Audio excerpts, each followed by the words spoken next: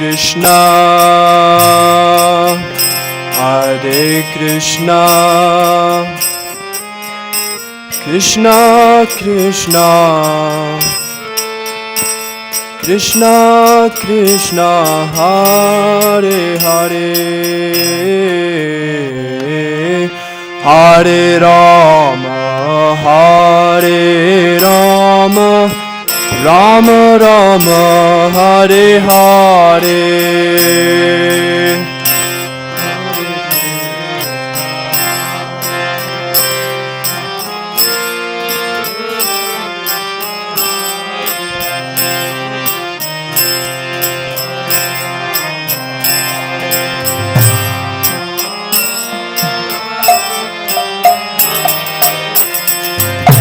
Hare Krishna, Krishna Krishna, Hare Hare, Hare Rama, Rama Rama, Hare Hare.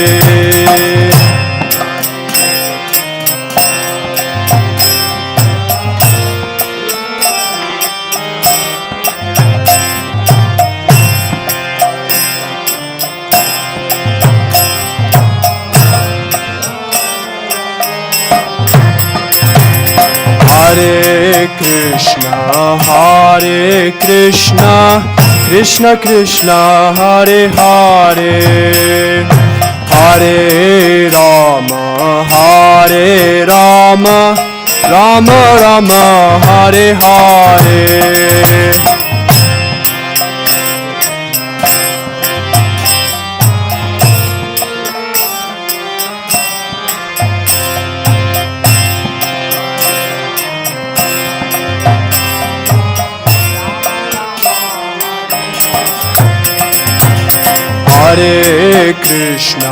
Hare Krishna, Krishna Krishna, Hare Hare, Hare Rama, Rama Rama, Hare Hare.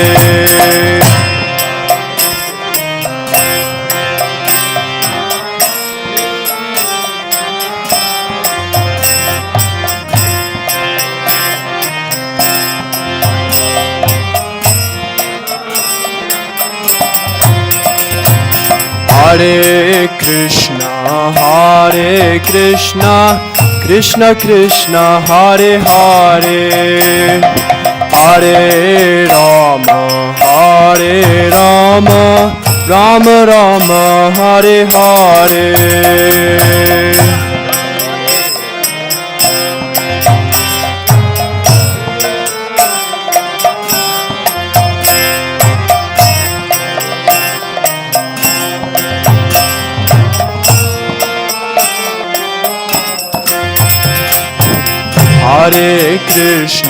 Hare Krishna, Krishna Krishna, Hare Hare, Hare Rama, Rama Rama, Hare Hare.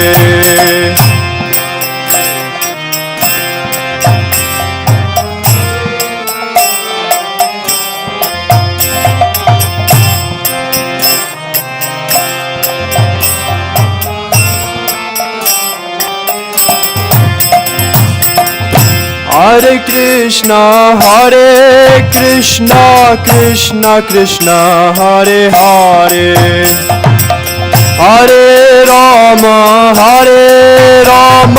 Rama Rama, Hare Hare.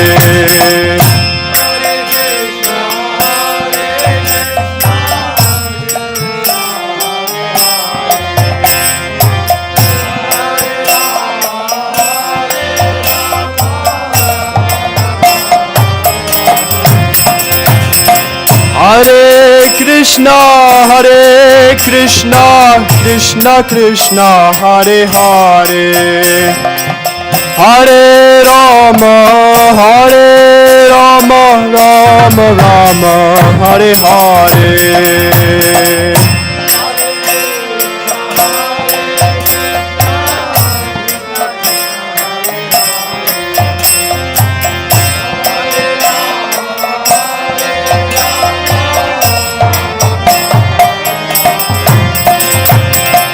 Hare Krishna, Krishna Krishna, Hare Hare, Hare Rama, Rama Rama, Hare Hare.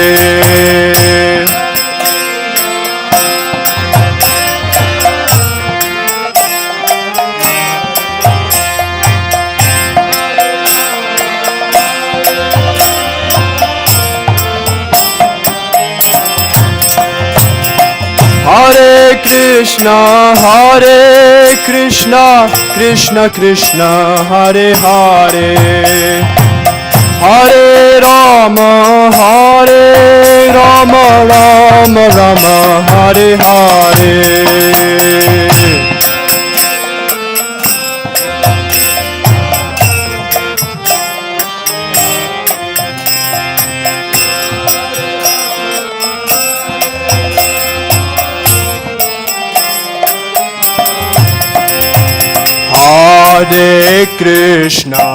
Hare Krishna, Krishna Krishna, Hare Hare,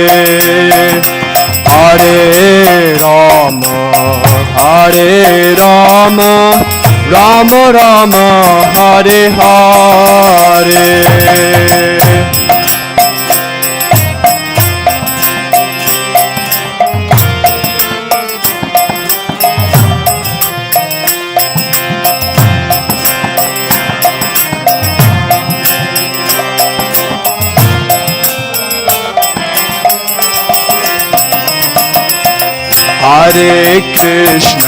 Hare Krishna, Krishna Krishna, Hare Hare, Hare Rama, Rama Rama, Hare Hare.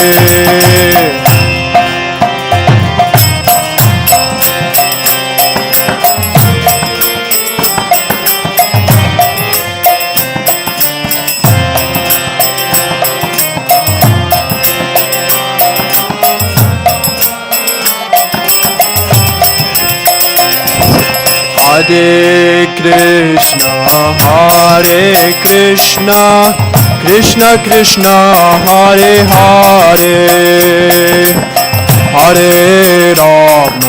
Hare Rama, Rama Rama, Hare Hare.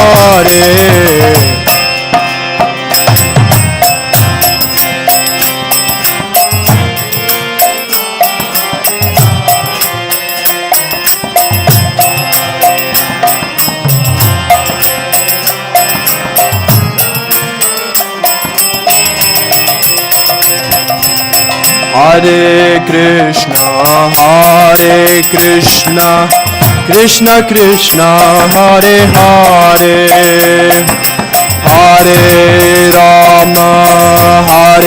Rama, Rama Rama, Hare Hare.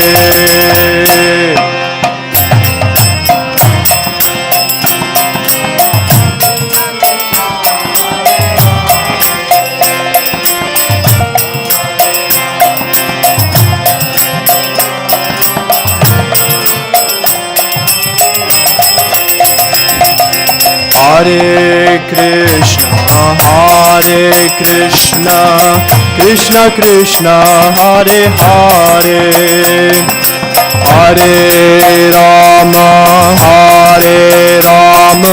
Rama Rama, Hare Hare.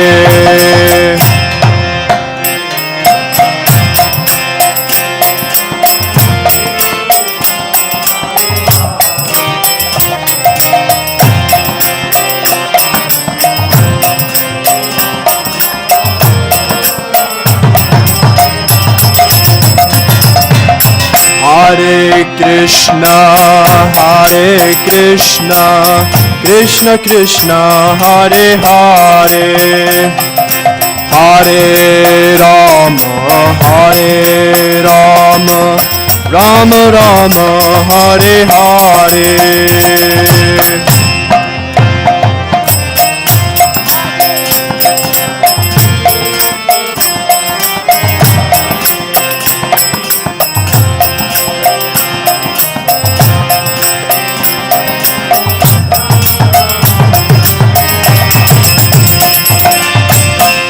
Hare Krishna, Krishna Krishna, Hare Hare, Hare Rama, Rama Rama, Hare Hare.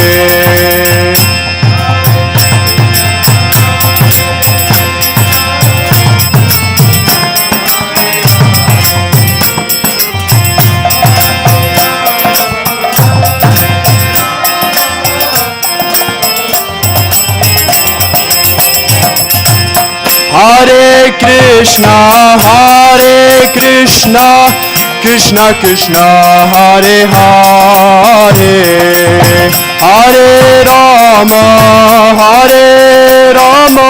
Rama Rama, Hare Hare.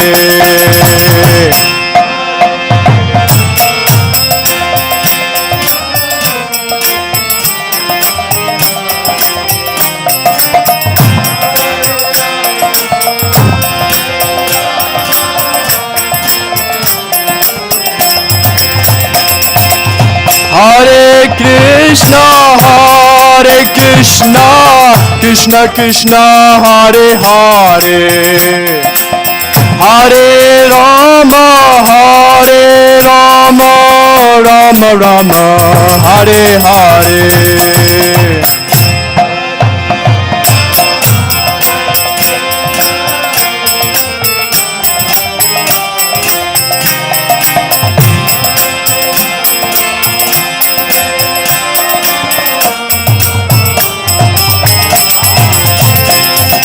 Hare Krishna, Krishna Krishna, Hare Hare, Hare Rama, Rama Rama, Hare Hare.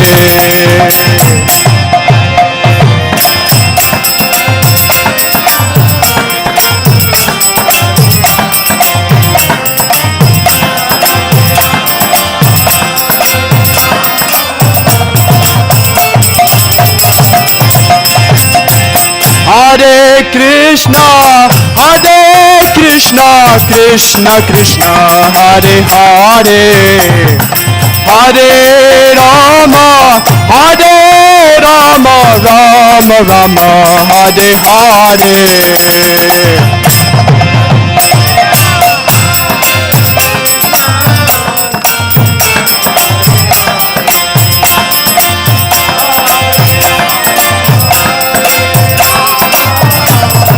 Hare Krishna, Krishna Krishna, Hare Hare, Hare Rama,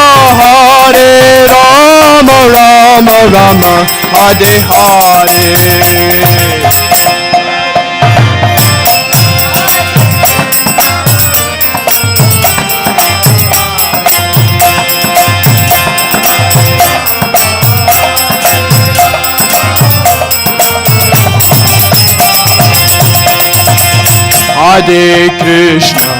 Hare Krishna, Krishna Krishna, Hare Hare, Hare Rama, Rama Rama, Hare Hare.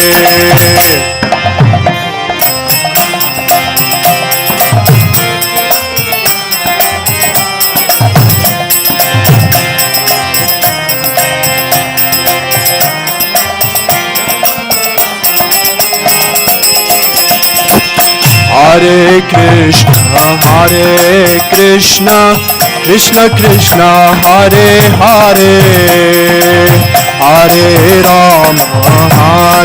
Rama, Rama Rama, Hare Hare.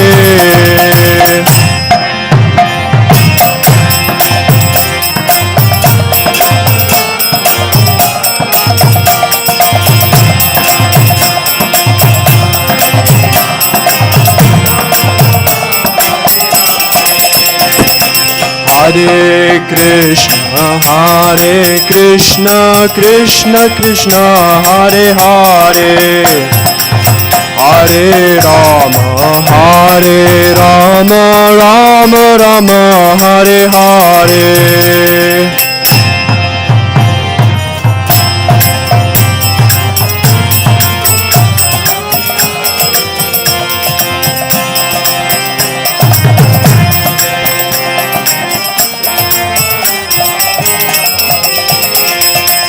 Hare Krishna, Krishna Krishna, Hare Hare. Hare Rama, Rama Rama, Hare Hare.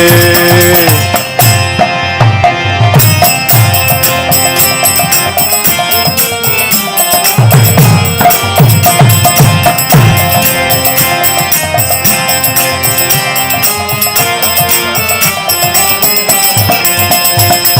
Krishna, Krishna Krishna, Hare Hare, Hare Ram, Ram Ram, Hare Hare.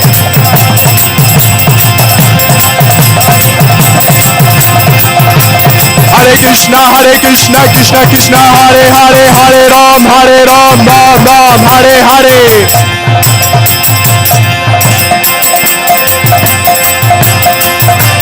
Hare Krishna, Krishna Krishna, Hare Hare, Hare Ram, Ram Ram, Hare Hare.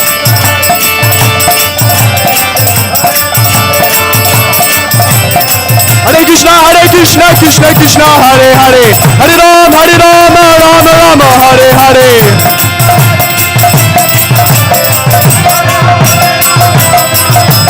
Hare Krishna, Krishna Hare Hare, Hare Ram, Ram Ram, Hare Hare.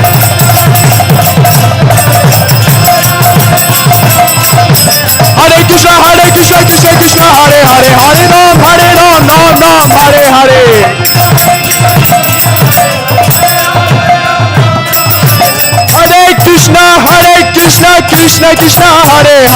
Hare Ram, Ram Ram, Hare Hare.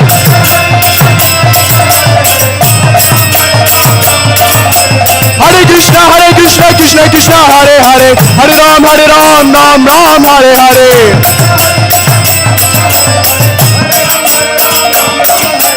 Hare Krishna, Krishna Hare Hare, Hare Ram, Ram Ram, Hare Hare.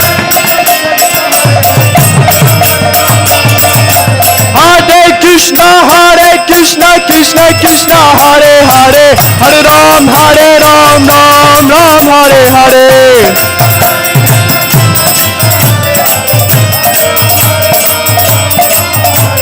Hare Krishna, Krishna Hare Hare, Hare Ram, Ram Ram, Hare Hare.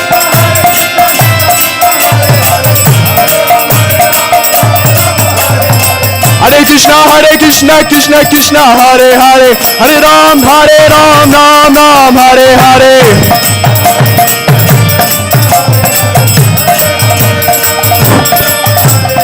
Hare Krishna, Krishna Hare Hare, Hare Ram, Ram Ram, Hare Hare.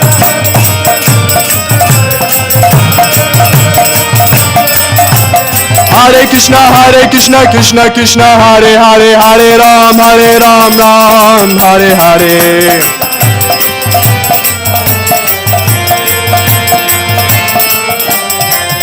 Hare Krishna, Krishna Hare Hare, Hare Ram, Ram Hare Hare.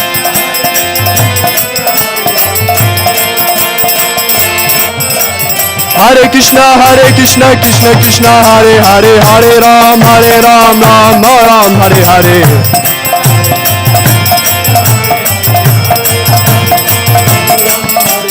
Hare Krishna, Krishna Hare Hare, Hare Ram, Ram Hare Hare.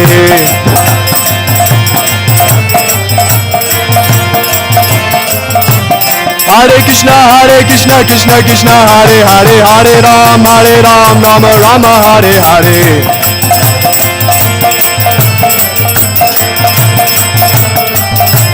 Hare Krishna, Krishna Hare Hare, Hare Ram, Ram Hare Hare.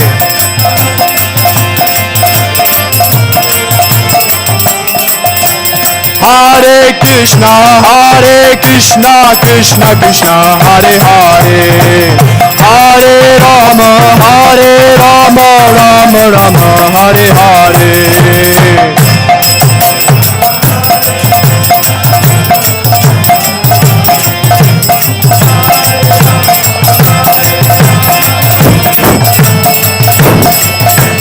Hare Krishna, Krishna Krishna, Hare Hare, Hare Rama, Ram Ram, Hare Hare.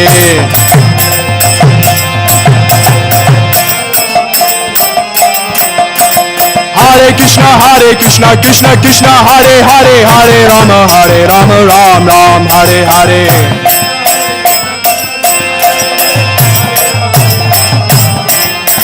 Hare Krishna, Krishna Krishna, Hare Hare, Hare Rama, Rama Rama, Hare Hare.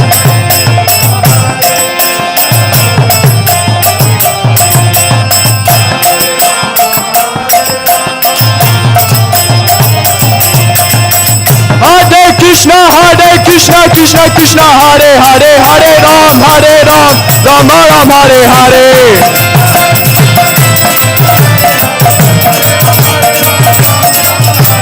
Hare Krishna, Krishna Hare Hare, Hare Ram, Ram Ram, Hare Hare.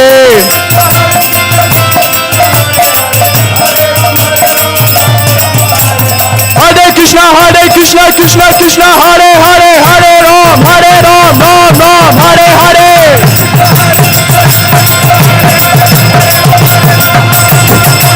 Hare Krishna, Krishna Hare Hare, Hare Ram, Ram Ram, Hare Hare. Hare Krishna, Krishna Hare Hare, Hare Ram, Ram Ram, Hare Hare. Hare Krishna, Krishna Hare Hare, Hare Ram, Ram Ram, Hare Hare.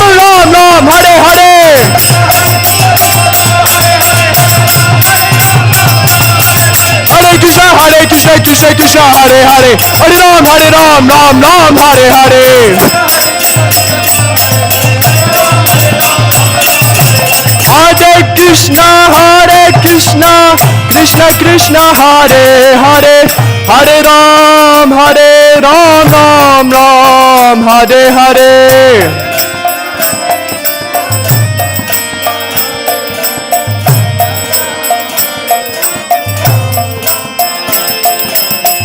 Hare Krishna, Krishna Krishna, Hare Hare, Hare Rama, Rama Rama, Hare Hare.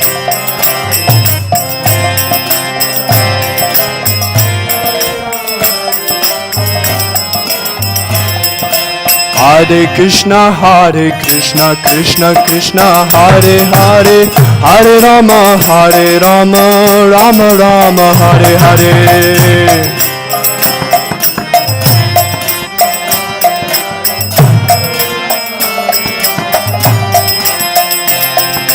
Hare Krishna, Krishna Krishna, Hare Hare, Hare Rama, Rama Ram, Hare Hare.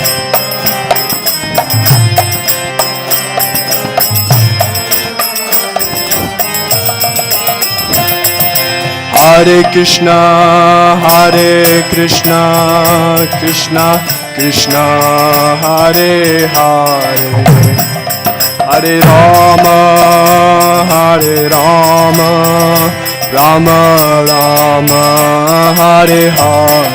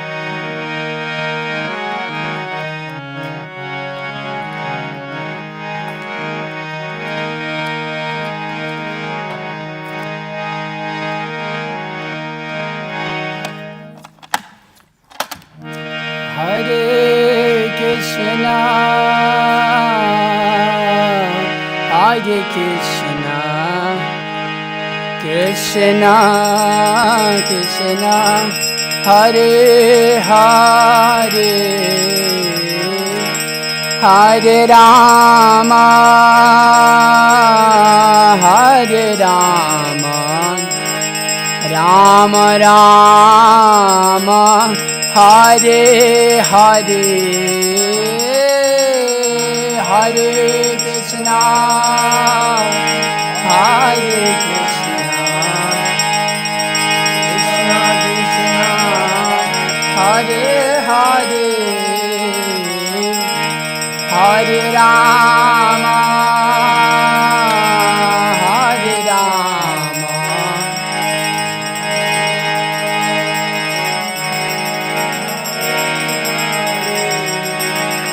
Hare Krishna, Hare Krishna, Krishna Krishna, Hare Hare, Hare Rama, Hare Rama, Rama Rama, Hare Hare, Hare Krishna,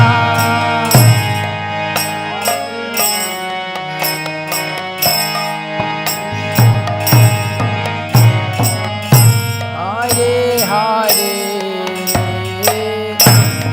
Hare Rama,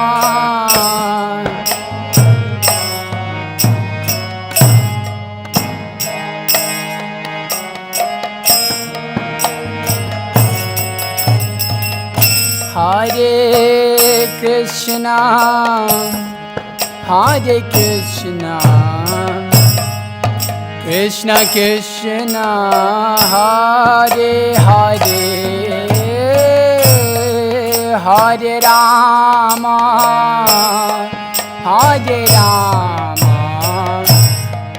Rama Rama, Hare Hare,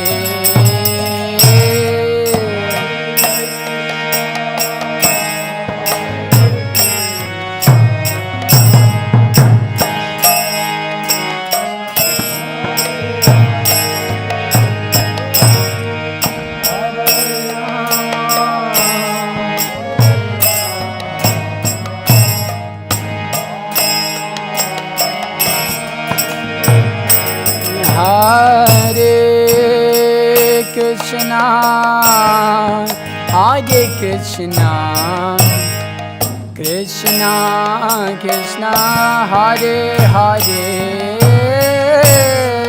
Hare Rama, Hare Rama, Rama Rama, Hare Hare, Hare Krishna,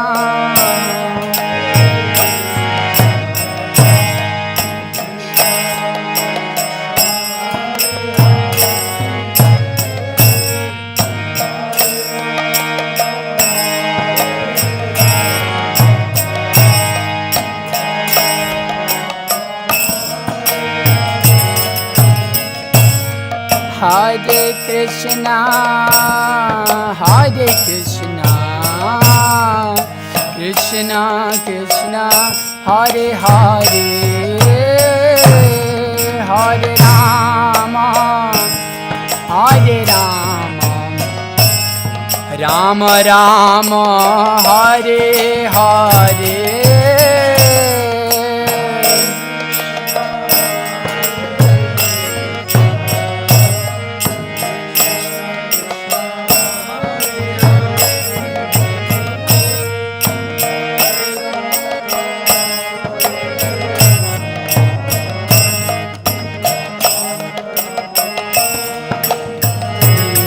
Hare Krishna, Hare Krishna,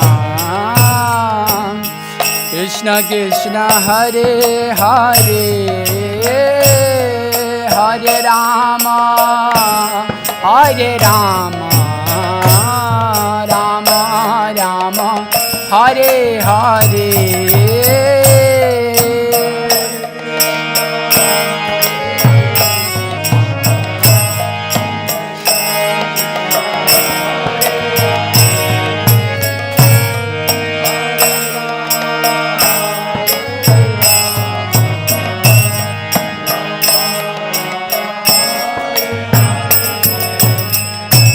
Hare Krishna, Hare Krishna, Krishna Krishna, Hare Hare, Hare Rama, Hare Rama, Rama Rama, Hare Hare.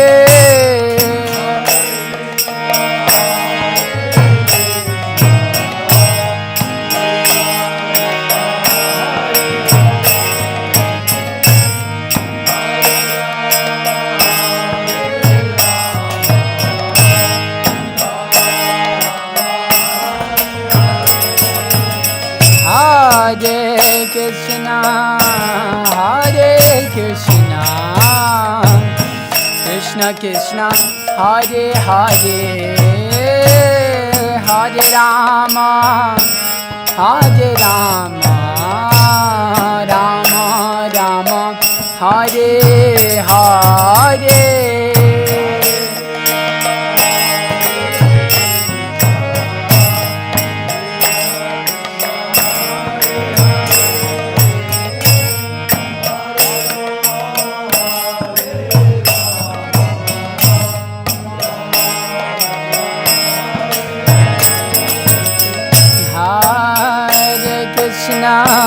Hare Krishna, Krishna Krishna, Hare Hare, Hare Rama, Hare Rama, Rama Rama, Hare Hare.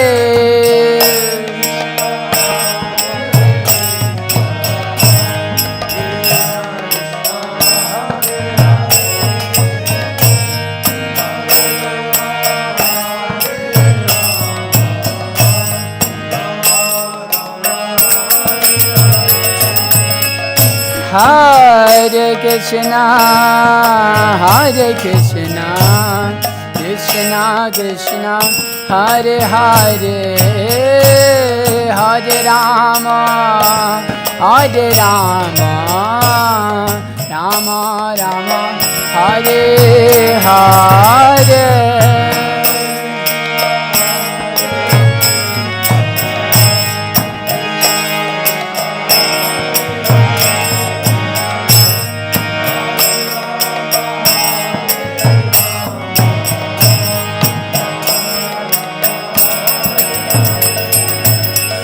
Hare Krishna, Hare Krishna, Krishna Krishna, Hare Hare, Hare Rama, Hare Rama, Rama Rama, Hare Hare, Hare Krishna, Hare Krishna, Krishna Krishna, Hare Hare, Hare Rama,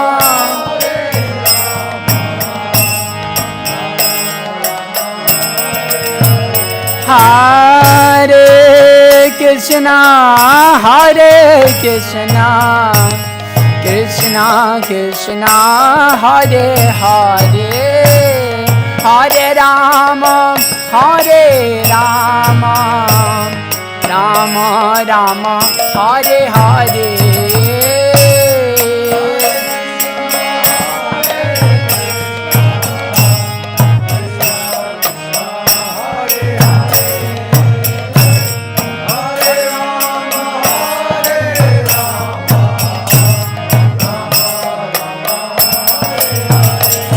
Hare Krishna, Hare Krishna, Krishna Krishna, Hare Hare, Hare Rama, Hare Rama, Rama Rama, Hare Hare.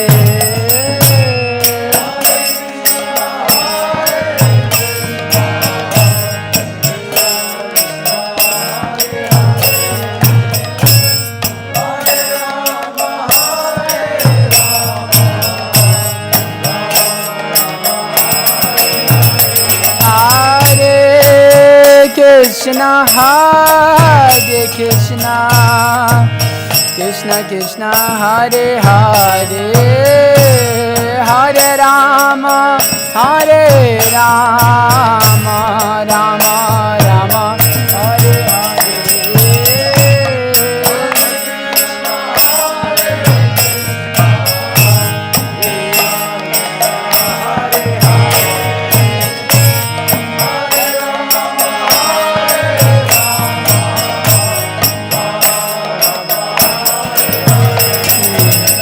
Hare Krishna, Hare Krishna, Krishna Krishna, Hare Hare, Hare Rama, Hare Rama, Rama Rama, Hare Hare, Hare Krishna, Krishna Krishna, Hare Hare.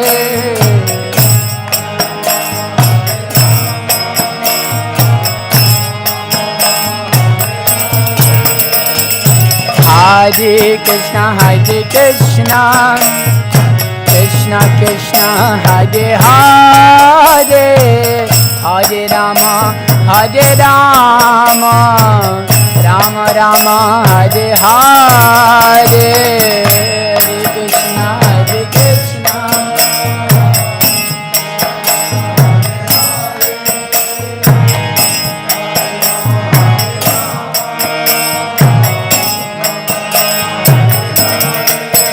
Hare Krishna, Hare Krishna, Krishna Krishna, Hare Hare, Hare Rama, Hare Rama, Rama Rama, Hare Hare.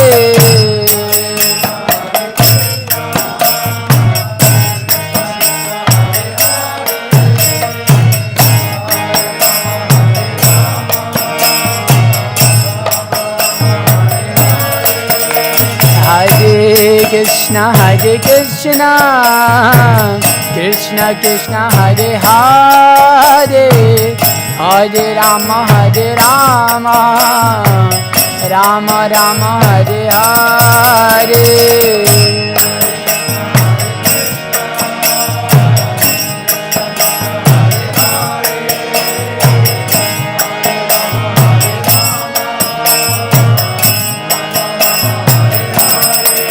Hare Krishna, Hare Krishna, Krishna Krishna, Hare Hare, Hare Rama, Hare Rama, Rama Rama, Hare Hare.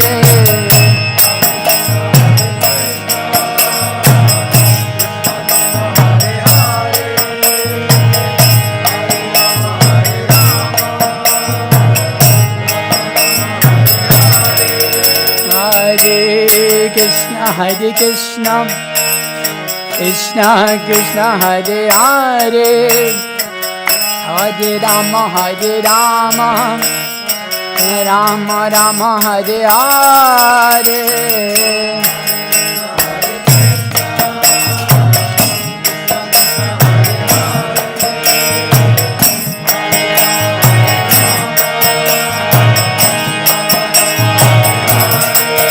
Hare Krishna, Hare Krishna, Krishna Krishna, Hare Hare, Hare Rama, Hare Rama, Rama Rama, Hare Hare.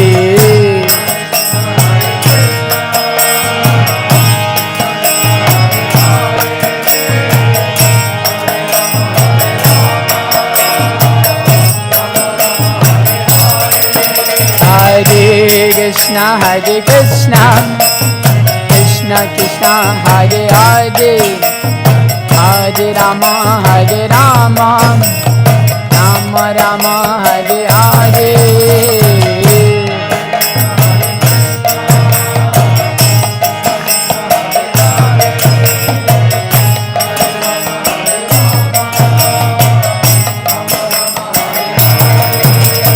Hare Krishna, Hare Krishna, Krishna Krishna Hare Hare Hare Rama Rama Rama Hare Hare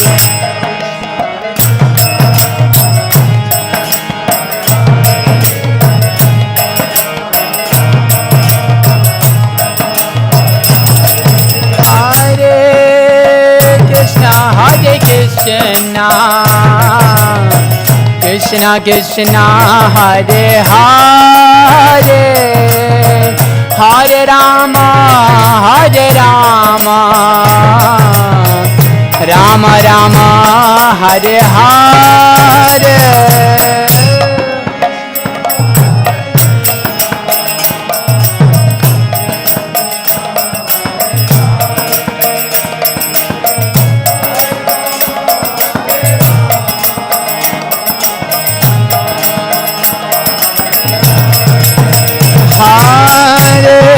Krishna Hare Krishna Krishna Krishna Hare Hare Hare Rama Rama Rama Hare Hare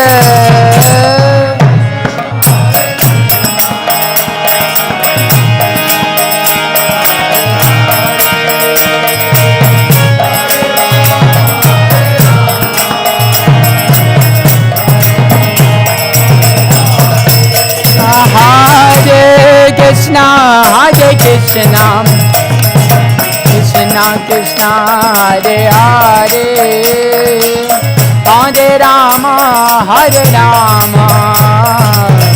Rama Rama Hare Hare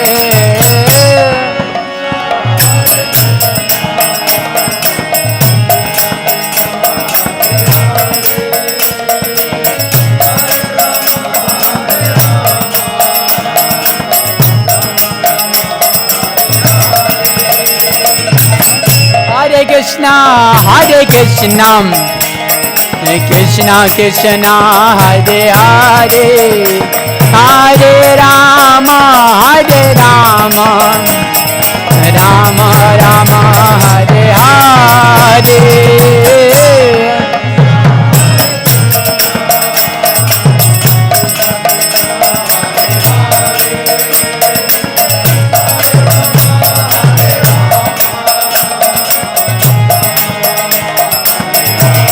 Hare Krishna Krishna Krishna Hare Hare Hare Rama Rama Rama Hare Hare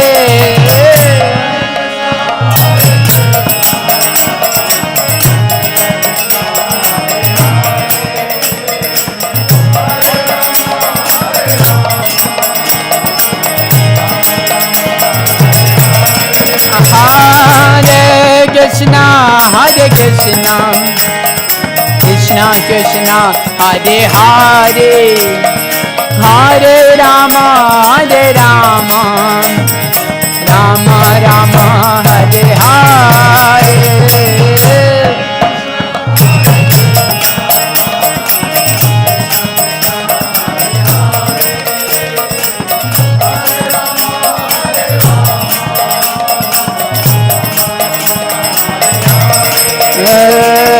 Hare Krishna Krishna Krishna Hare Hare Hare Ram Ram Ram Hare Hare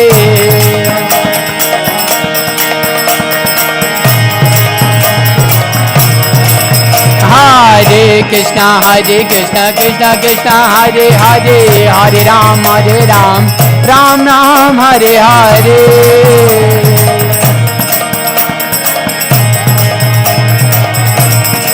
Hare Krishna Krishna Krishna Hare Hare Hare Ram Ram Ram Hare Hare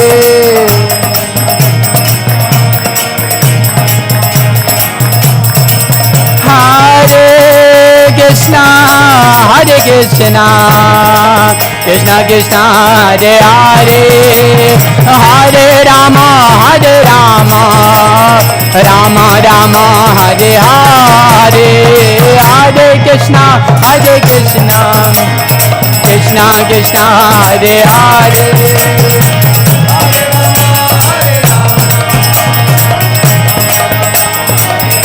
Hare Krishna, Hare Krishna, Krishna Krishna, Hare Hare, Hare Rama, Hare Rama, Rama Rama, Hare Hare. Hare Krishna, Hare Krishna.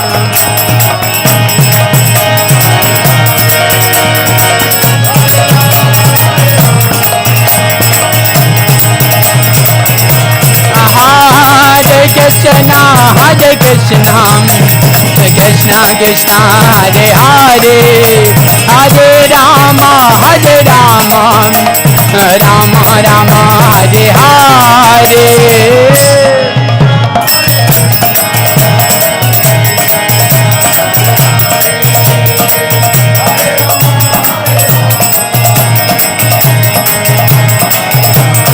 Hare Krishna, Hare Krishna, Krishna Krishna, Hare Hare, Hare Rama, Hare Rama, Rama Rama, Hare Hare.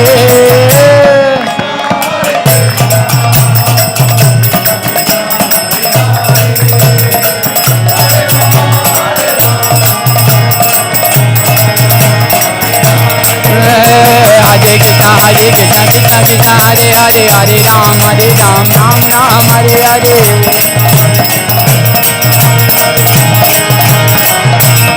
Hare Krishna, Hare Krishna, Krishna Krishna, Hare Hare, Hare Ram, Hare Ram, Ram Ram, Hare Hare. Hare Krishna, Hare Krishna, Krishna Krishna, Hare Hare, Hare Ram, Ram Ram, Hare Hare.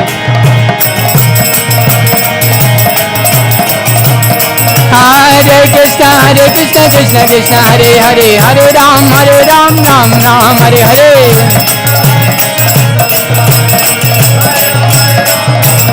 Hare Krishna, Hare Krishna, Krishna Krishna, Hare Hare, Hare Ram, Ram Ram, Hare Hare. Hare Krishna, Hare Krishna, Krishna Krishna, Hare Hare, Hare Ram, Ram Ram, Hare Hare. Hare Krishna, Hare Krishna, Krishna Krishna, Hare Hare, Hare Ram, Ram Ram, Hare Hare. Hare Krishna, Hare Krishna, Krishna Krishna, Hare Hare, Hare Ram, Ram Ram, Hare Hare.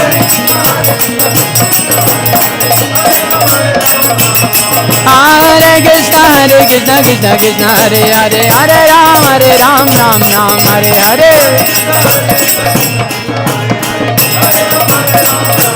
Hare Krishna, Hare Krishna, Krishna Krishna, Hare Hare, Hare Ram, Ram Ram, Hare Hare.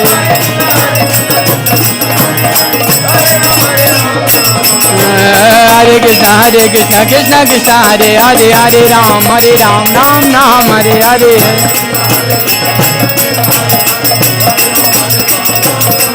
Hare Krishna, Hare Krishna, Krishna Krishna, Hare Hare, Hare Ram, Ram Ram, Hare Hare.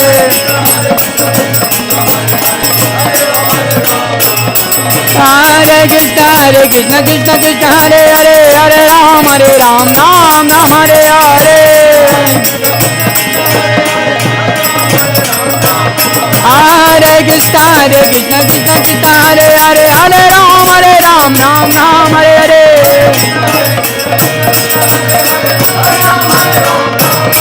Hare Krishna, Hare Krishna, Krishna Krishna, Hare Hare, Hare Ram, Ram Ram, Hare Hare.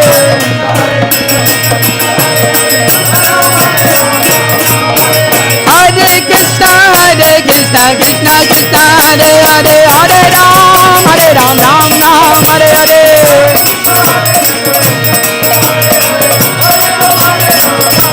Hare Krishna, Hare Krishna, Krishna Krishna, Hare Hare, Hare Ram, Ram Ram, Hare Hare.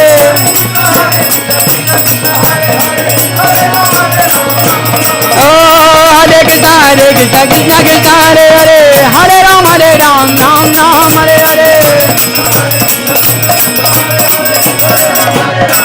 Hare Krishna, Hare Krishna, Krishna Krishna, Hare Hare, Hare Ram,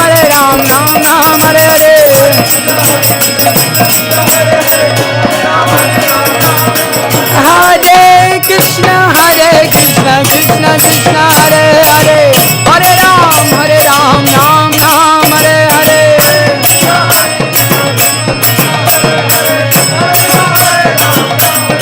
Hare Krishna, Krishna Krishna, Hare Ram, Ram Ram, Hare Hare.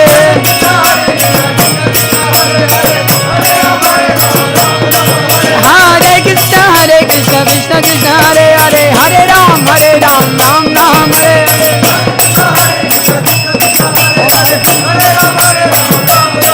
Hare Krishna, Krishna Krishna, Hare Hare, Hare Ram, Ram Ram, Hare Hare. Hare Krishna, Krishna Krishna, Hare Hare, Hare Ram, Ram Ram, Hare Hare.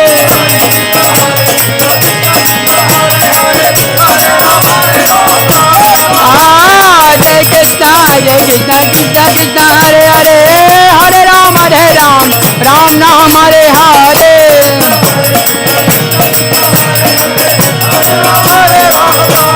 Hare Krishna, Krishna Krishna, Hare Hare, Hare Ram, Ram Ram, Hare Hare.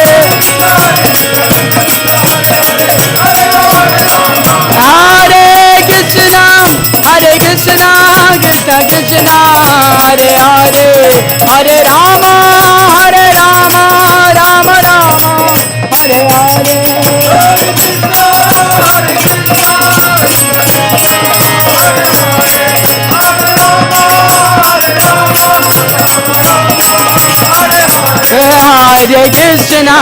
Hare Krishna, Krishna Krishna, Hare Hare, Hare Rama, Rama Rama, Hare Hare, Hare Krishna.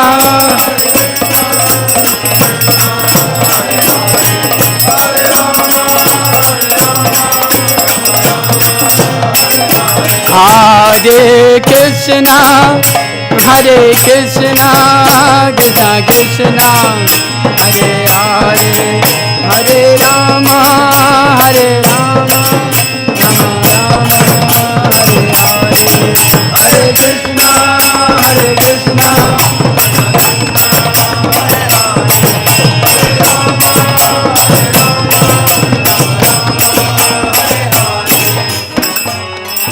Gaura Premanande, Hare Hare. Hare Krishna. So we can, Prabhu, you want to lead the Gaurati? We can read the translation first, maybe. Okay, so now we're going to sing a song. We're going to stand up in a little bit.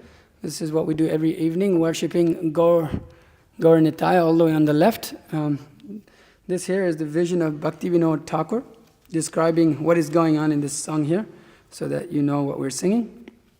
So, all glories to the beautiful Arati ceremony of Lord Chaitanya. This Gaura Arati is taking place in a grove on the banks of the Jahnavi, Ganges, and is attracting the minds of all living entities in the universe. Refrain. The splendor of Lord Gauranga's Chaitanya, Arati, attracts the minds of all living entities of the universe. On Lord Chaitanya's right side is Lord Nityananda, and on his left is Sri Gadadhara. Nearby stand Sri Advaita, and Srivas Thakur is holding an umbrella over the Lord Chaitanya's head. Lord Chaitanya has sat down on a jeweled throne, and the demigods, headed by Lord Brahma, perform the Arati ceremony.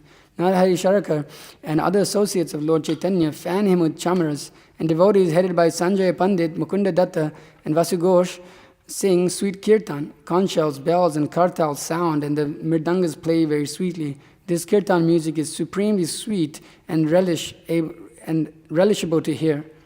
Conch shells resound, bells resound, sweetness, and sweetness resounds. The brilliance of Lord Chaitanya's face conquers millions upon millions of moons, and the garland of forest flowers around his neck shines. Lord Shiva, Shukadev Goswami, and Narada Muni are all there, and their voices are choked with the ecstasy of transcendental love. Thus, Bhaktivinoda Thakur envisions the glory of Lord Sri Chaitanya. Shri Gaur Nitai ki jai!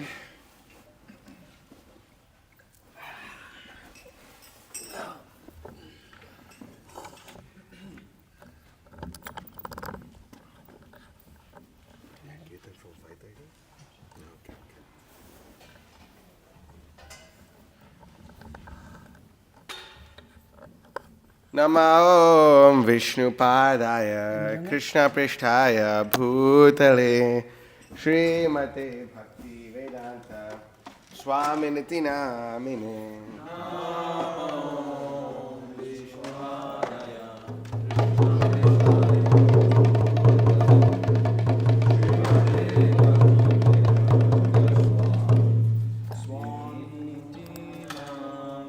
Namaste Saraswate Devi Gauravani Pracharine Nirvishesha Shunyavadi Paschatya Deshatarine.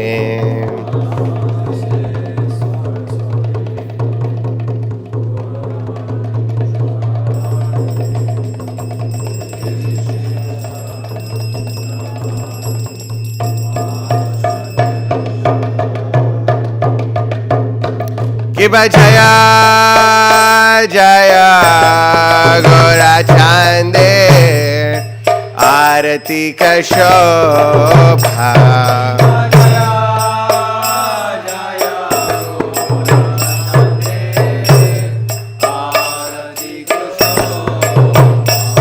Kiba Jaya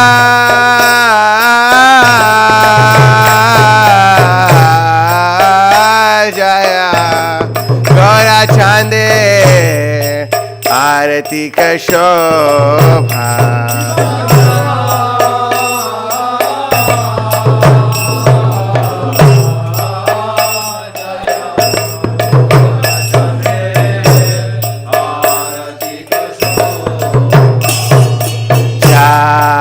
Jahnavi Tatavane Jagamana Lobha.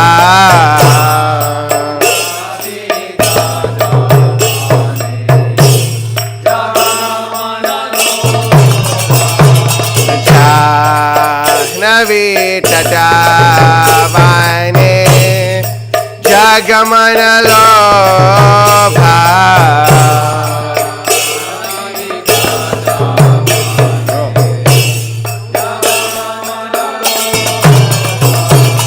Dakine Nitachan Vame Gadadhara.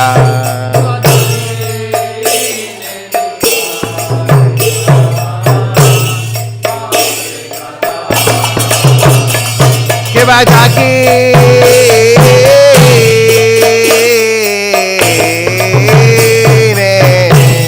Nitachan Vame Gadadhara.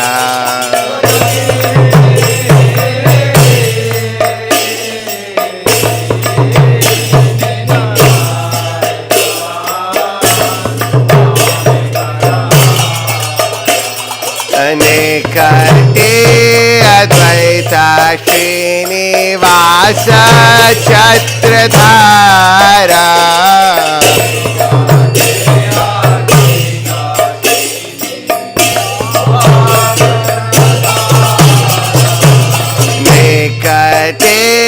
Advaita Srinivasa Chatradhara.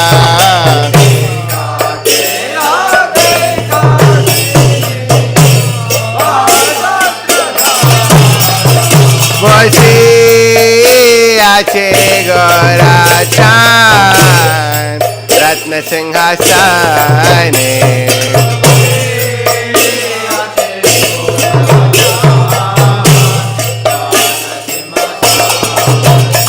Kiba Bosi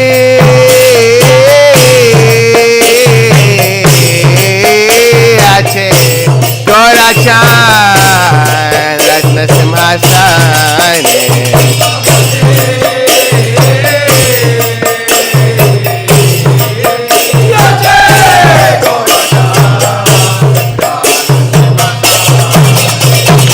Arati Korena Brahma Adi Devagane.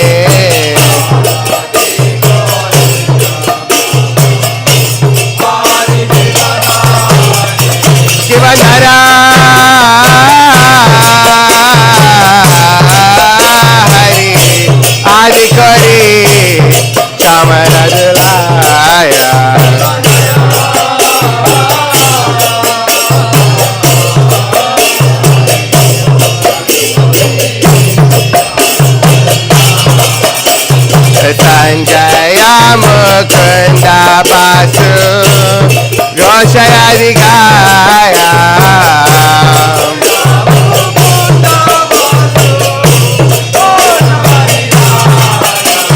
शंका बाजे घंटा बाजे बाजे करताला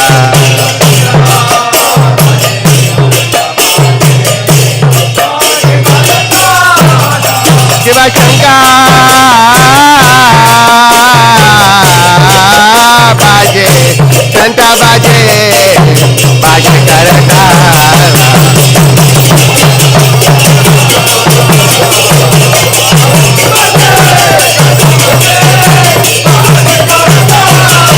मधुरा मृदंगा बाजे परमर साला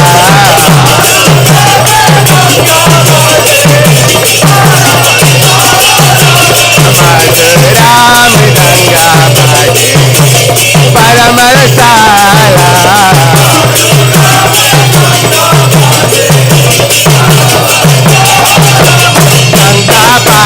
घंटा बाजे मधुर मधुर मधुर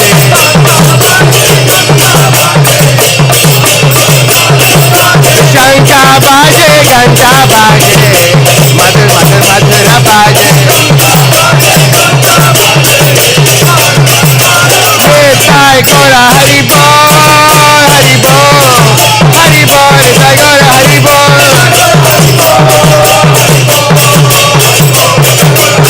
ताई गोरा हरि बोल हरि बोल हरि बोल ताई गोरा हरि बोल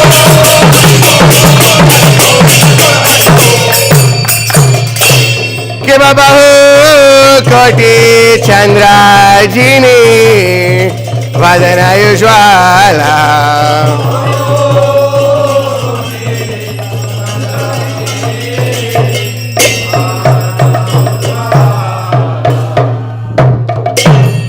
गाला देश वनमाला कर जलमाला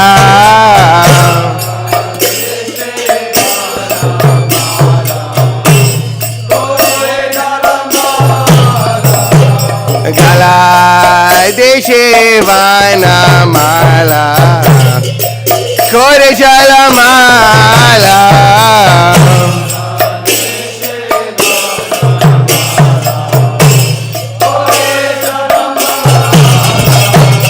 शिवा शुकाना रदा प्रेम गद गादा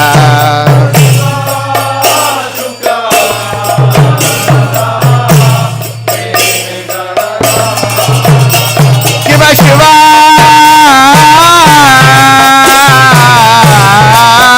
शुका नारदा प्रेम गद गादा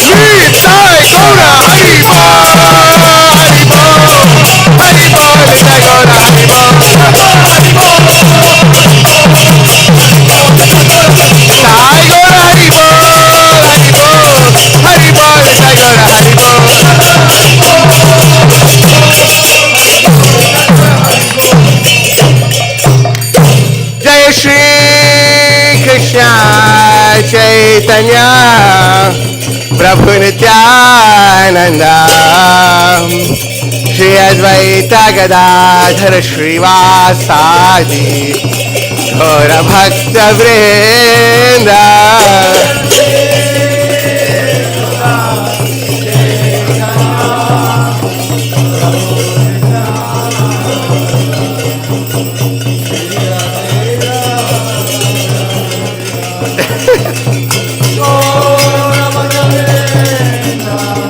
Jai Shri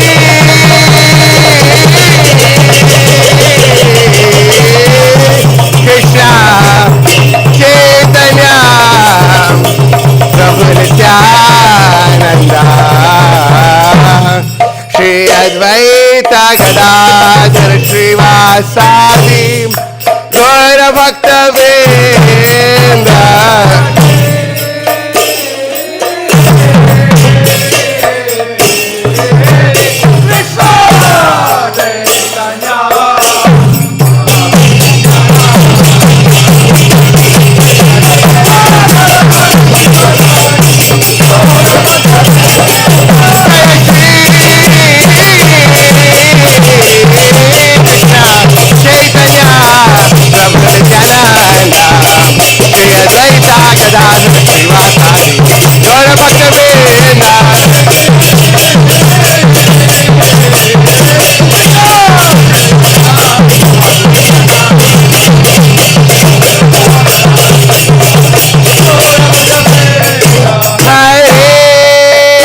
Krishna, Hare Krishna, Krishna Krishna, Hare Hare, Hare Rama, Hare Rama, Rama Rama, Hare Hare.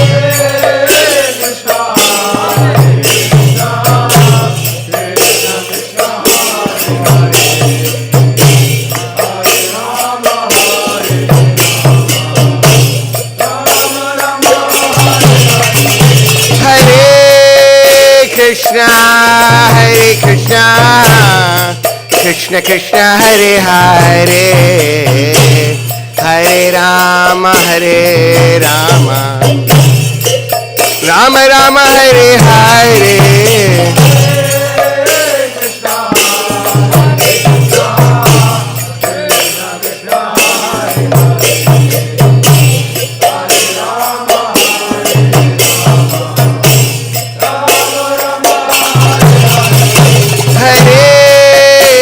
Hare Krishna, Krishna Krishna, Hare Hare, Hare Rama, Hare Rama, Rama Rama, Hare Hare.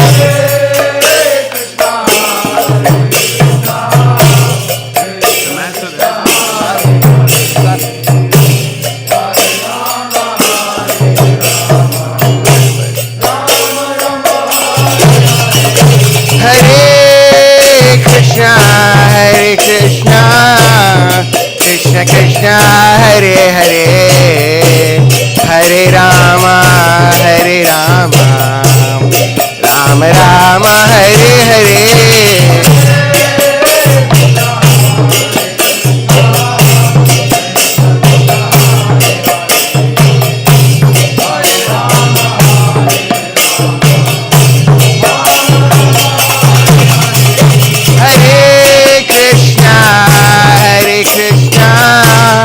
Krishna Krishna, Hare Hare, Hare Rama, Hare Rama, Rama Rama, Hare Hare.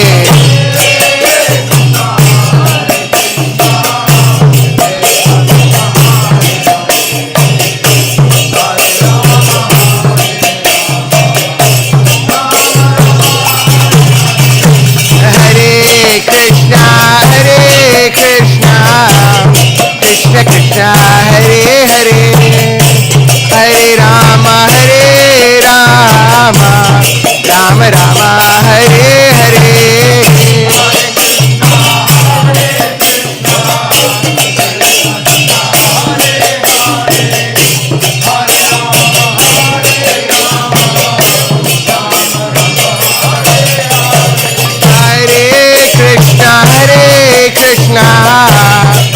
Krishna Krishna Hare Hare Hare Rama Rama Rama Hare Hare Hare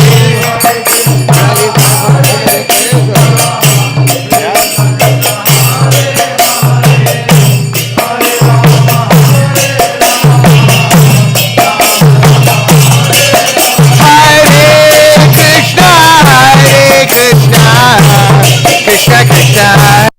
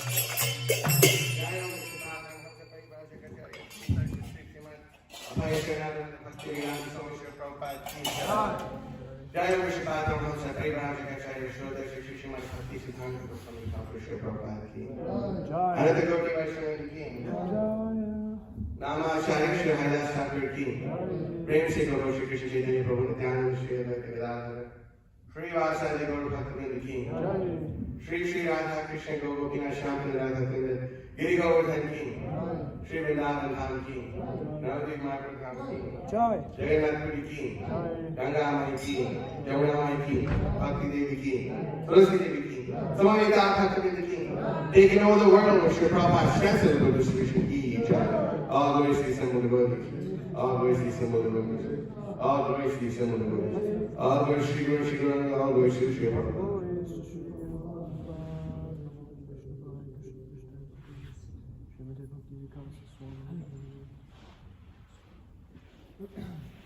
Namaste Narasimhaya.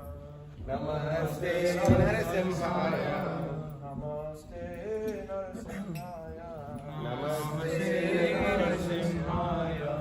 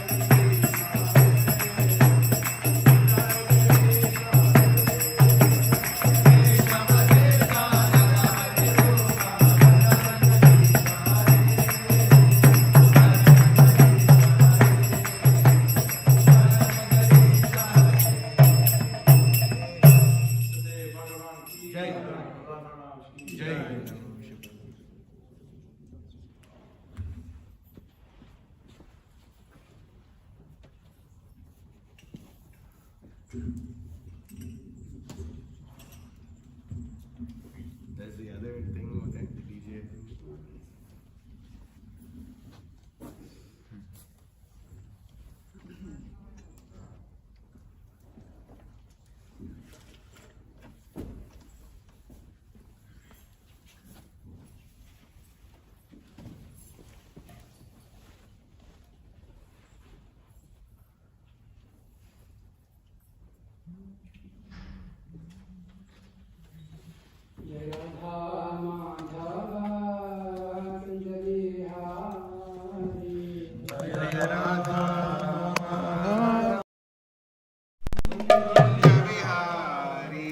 Jaya Radha Madhava Kunja Bihari.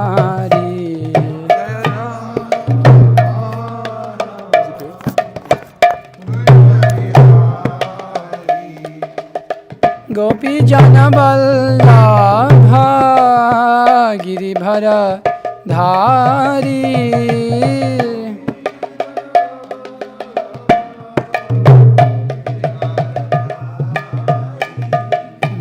Yashoda Nandana Braja Janarandana.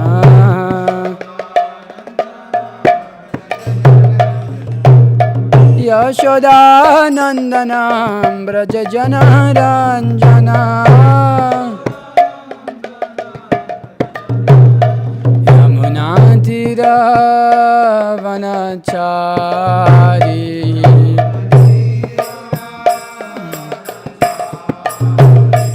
यमुनातीरवनचारी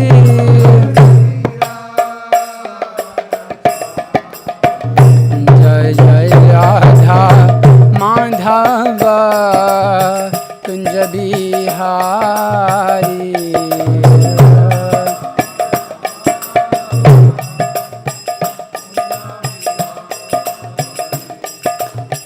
गोपी जन वल्लभ गिरिधर धारी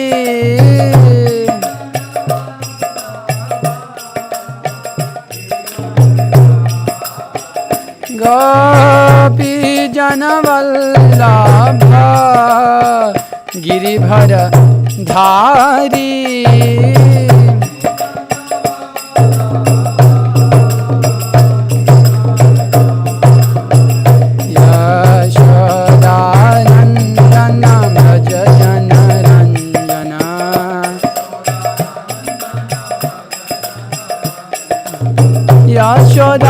यशोदानन्दनं व्रज जनरञ्जना यमुनातीरवनचारी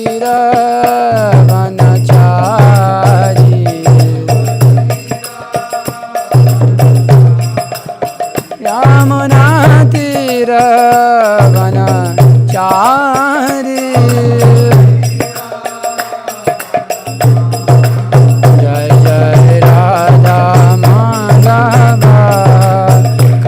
बिहारी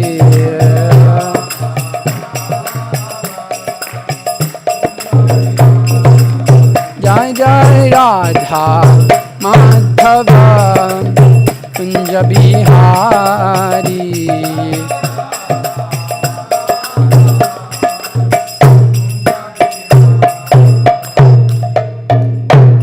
विष्णुपाद परमहंस परिव्रजकाचार्य अष्टोत्तर शतशती श्रीमद ऐसी भक्ति वेदांत स्वामी श्री प्रभुपाद की स्वयं विष्णुपाद परमहंस परिव्रजकाचार्य अष्टोत्तर शतशती श्रीमद भक्ति सिद्धांत सरस्वती ठाकुर श्री प्रभुपाद की अनंत कोटि वैष्णववृंद की नामाचार्य श्री हरिदास ठाकुर की प्रेम से कहो श्री कृष्ण चैतन्य प्रभु नित्यानंद श्री अद्वैत गदाधर श्रीवासादि गौर भक्तवृंद की श्री श्री राधा कृष्ण गोप गोपीनाथ श्याम कुंड राधा कुंड गिरि गोवर्धन की वृंदावन धाम की उत्तरा धाम की गंगा माई की यमुना माई की तुलसी देवी की भक्ति देवी की समवेत भक्तवृंद की All glories to the assembled devotees. All glories to the assembled devotees. Hare Krishna. All glories to the assembled devotees. Hare Krishna. All glories to the assembled devotees. Hare Krishna. All glories to Shri Guru and Gauranga. All glories to Srila Prabhupada. Nam Vishnu Pada Krishna.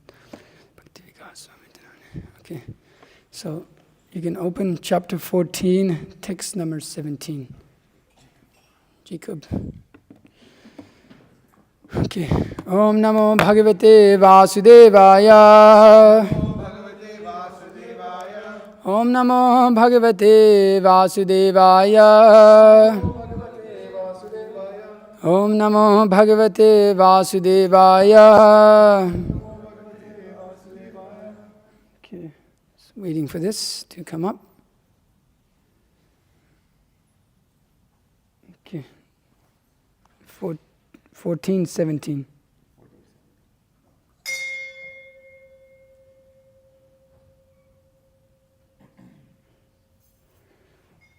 सत्वात् संजायते ज्ञानं रजसो लोभ एव च प्रमाद मोहो तमसो भवतो ज्ञानम् एव च सत्वात् संजायते ज्ञानम् राजसो लोभ एव च प्रमादमोहो तमसो भवतो ज्ञानमेव च सत्वात् संजायते ज्ञानम् रजसो लोभ एव च प्रमादमोहो तमसो भवतो ज्ञानमेव च सत्वात् संजायते ज्ञानम् Rajaso lobha eva cha. Pramada moho tamaso. Bhavato jnanam eva cha. Please repeat. Sattva sanjayate jnanam. Sanjayate jnanam. Rajaso lobha eva cha. Pramada moha tamaso. Bhavato jnanam eva cha. Bhavato jnanam eva cha. Sattva sanjayate jnanam. Rajaso lobha eva cha. Pramada moho tamaso.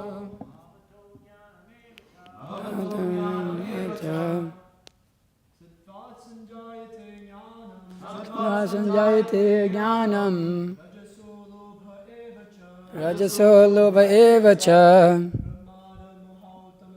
Pramada moho tamaso. Bhavato jnanam eva cha. Sattva sanjayate jnanam. Rajaso lobha eva cha. Pramada moha tamaso. Bhavato jnanam eva cha.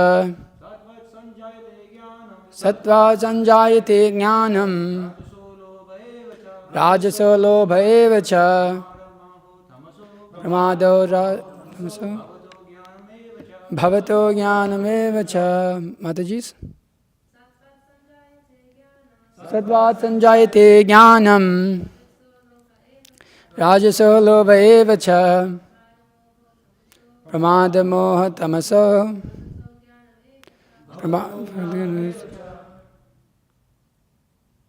Anyone else?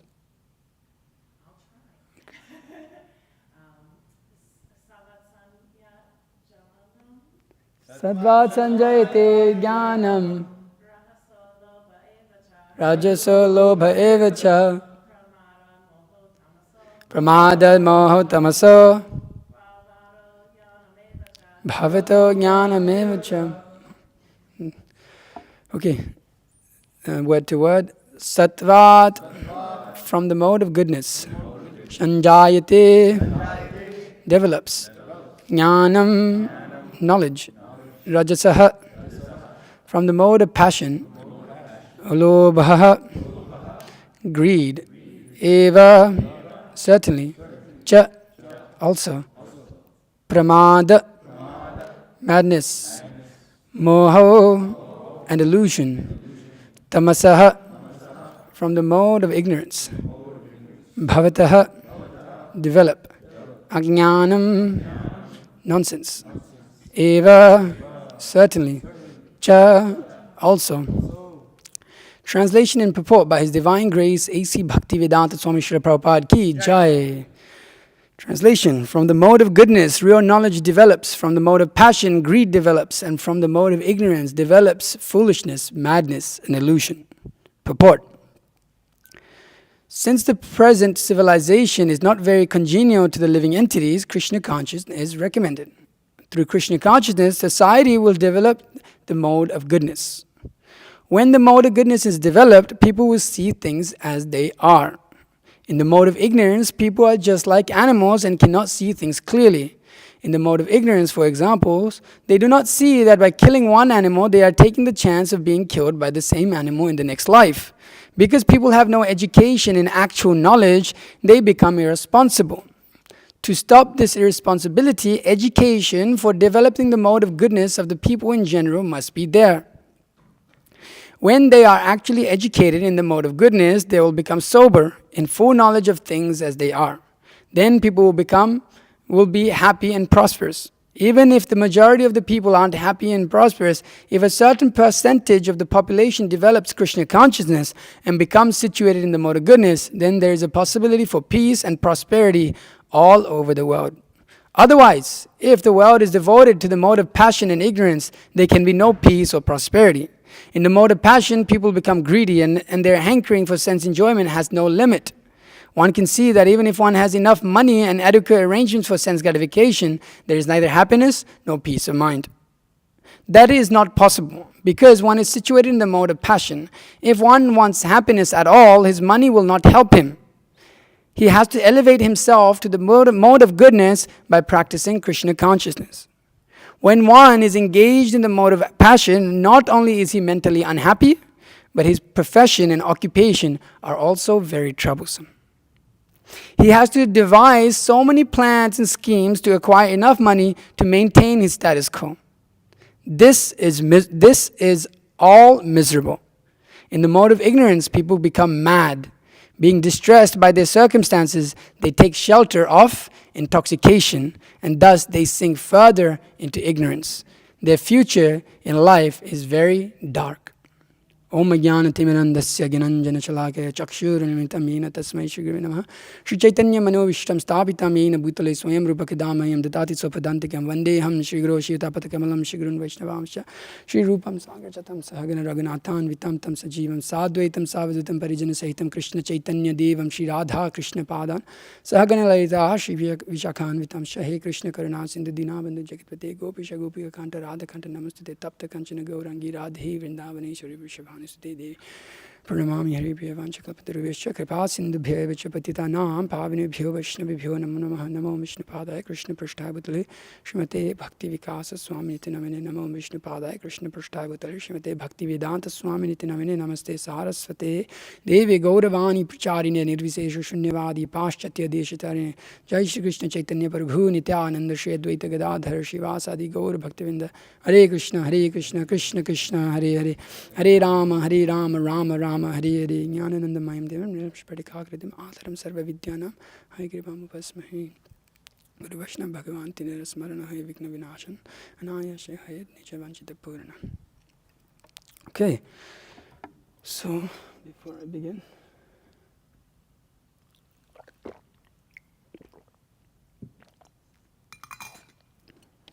so here, the madness of civilization is being described. This madness, craziness you can say. Crazy, this is an article Srila Prabhupada wrote. Who is crazy? If we see us walking down the street, we're quite strange people, right? Our heads are shaved, we've got a little ponytail in the back, we wear orange clothes and white clothes, we don't. And if you look from a distance without inquiring more, most people will say these people are quite a little bit insane. They just say the same thing over and over again, over and over again. Have you ever been like downtown Atlanta before? Anybody? Most of the devotees here have. There's a lot of crazy people down there. So amongst all the crazies, we seem like another form of crazy. Because you'll see crazy people walking down the street screaming all sorts of things. Especially if you see some crazy guy walking down and say, hello, hello, hello, hello, hello, hello. It's like, dude, this guy is nuts. This guy is insane. And then you see the devotees coming along with their drums and they're dancing and chanting and they're singing the same thing over and over again. Hare Krishna, Krishna Krishna, Hare Hare, Hare Rama, Rama Rama, Hare Hare. And you see them day in and day out, day in and day out. It's like, wow, these people are really dedicated to being crazy. Really dedicated, oh my God. You know, who does this? Who has this haircut? People have it nowadays, but they just like, they pull it all back and then tie it up here. But it seems quite crazy. And then, okay, from a distance, people think, okay, these people look a little bit crazy, a little bit mad. But maybe, we're just a little being ignorant. Let's be nice. Let's approach them and ask them maybe, what they're doing, something maybe has some sense to it, right? They are doing it every day. They're doing it every day. They're coming out on the street and we're seeing them every day. They're just dancing. They have nothing else to do in life. Like, oh my God. Like, people are studying in university and working jobs and getting somewhere in life. And these people are just like playing a drum and some cymbals and singing and dancing like nothing matters in the world. What's up with these people? Okay, some people may come. Some very few people actually come and say, so what's your philosophy? Why are you doing what you do? And then we tell them, well, how does they ask, what's your life like? It's like, well, we wake up at 4 a.m. We don't drink coffee, we don't have intoxication, no sex, no gambling, and we don't eat meat. oh yeah, these people are definitely crazy. I mean, when we go out on the streets to distribute books, so many times people think we're absolutely insane, and so many people offer us so many things, from sex to any sort of drug that you've ever seen in your life. And when we reject it, they think you're absolutely mad.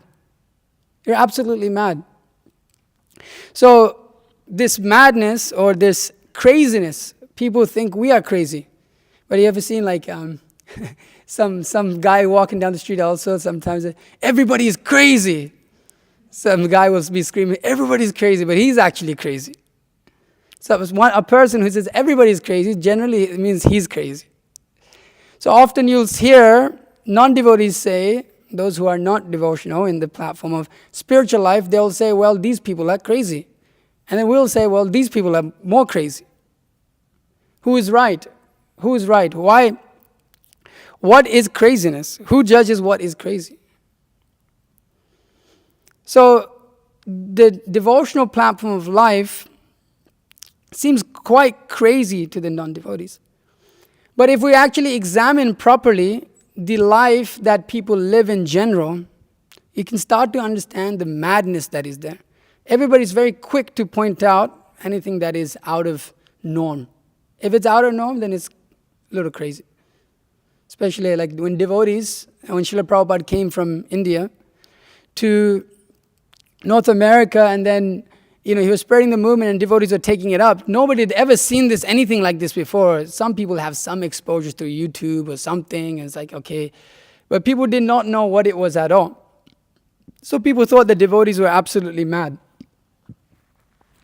But if you examine this civilization in general, if you examine the way that people live in this modern age, you can start to understand this is actually real craziness.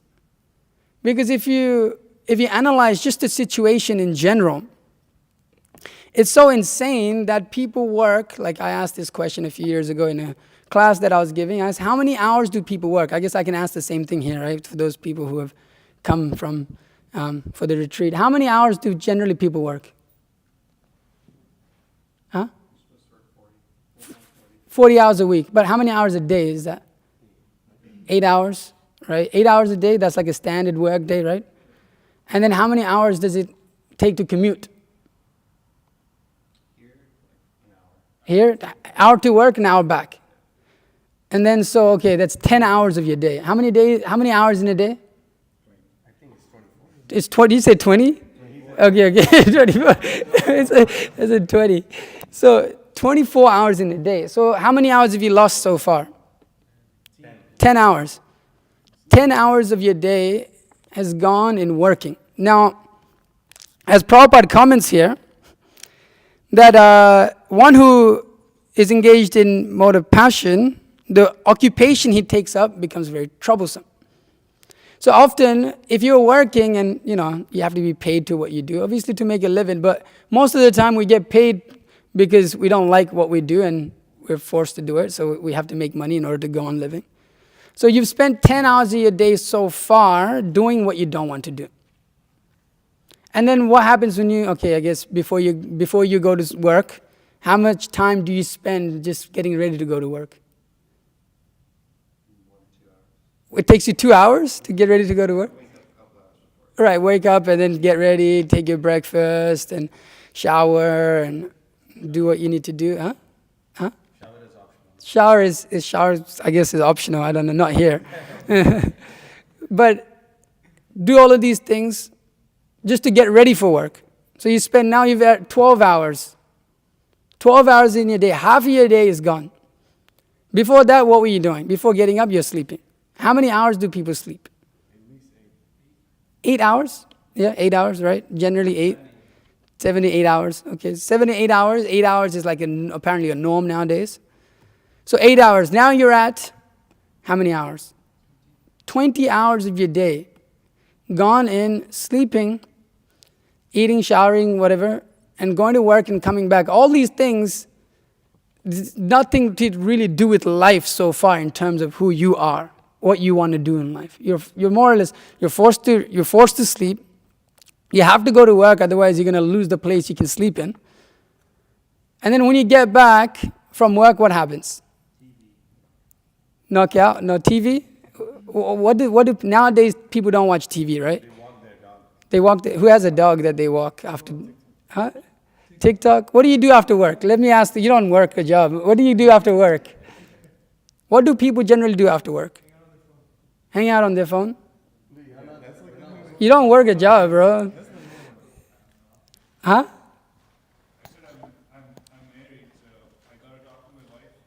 Oh, you gotta talk to your wife, okay.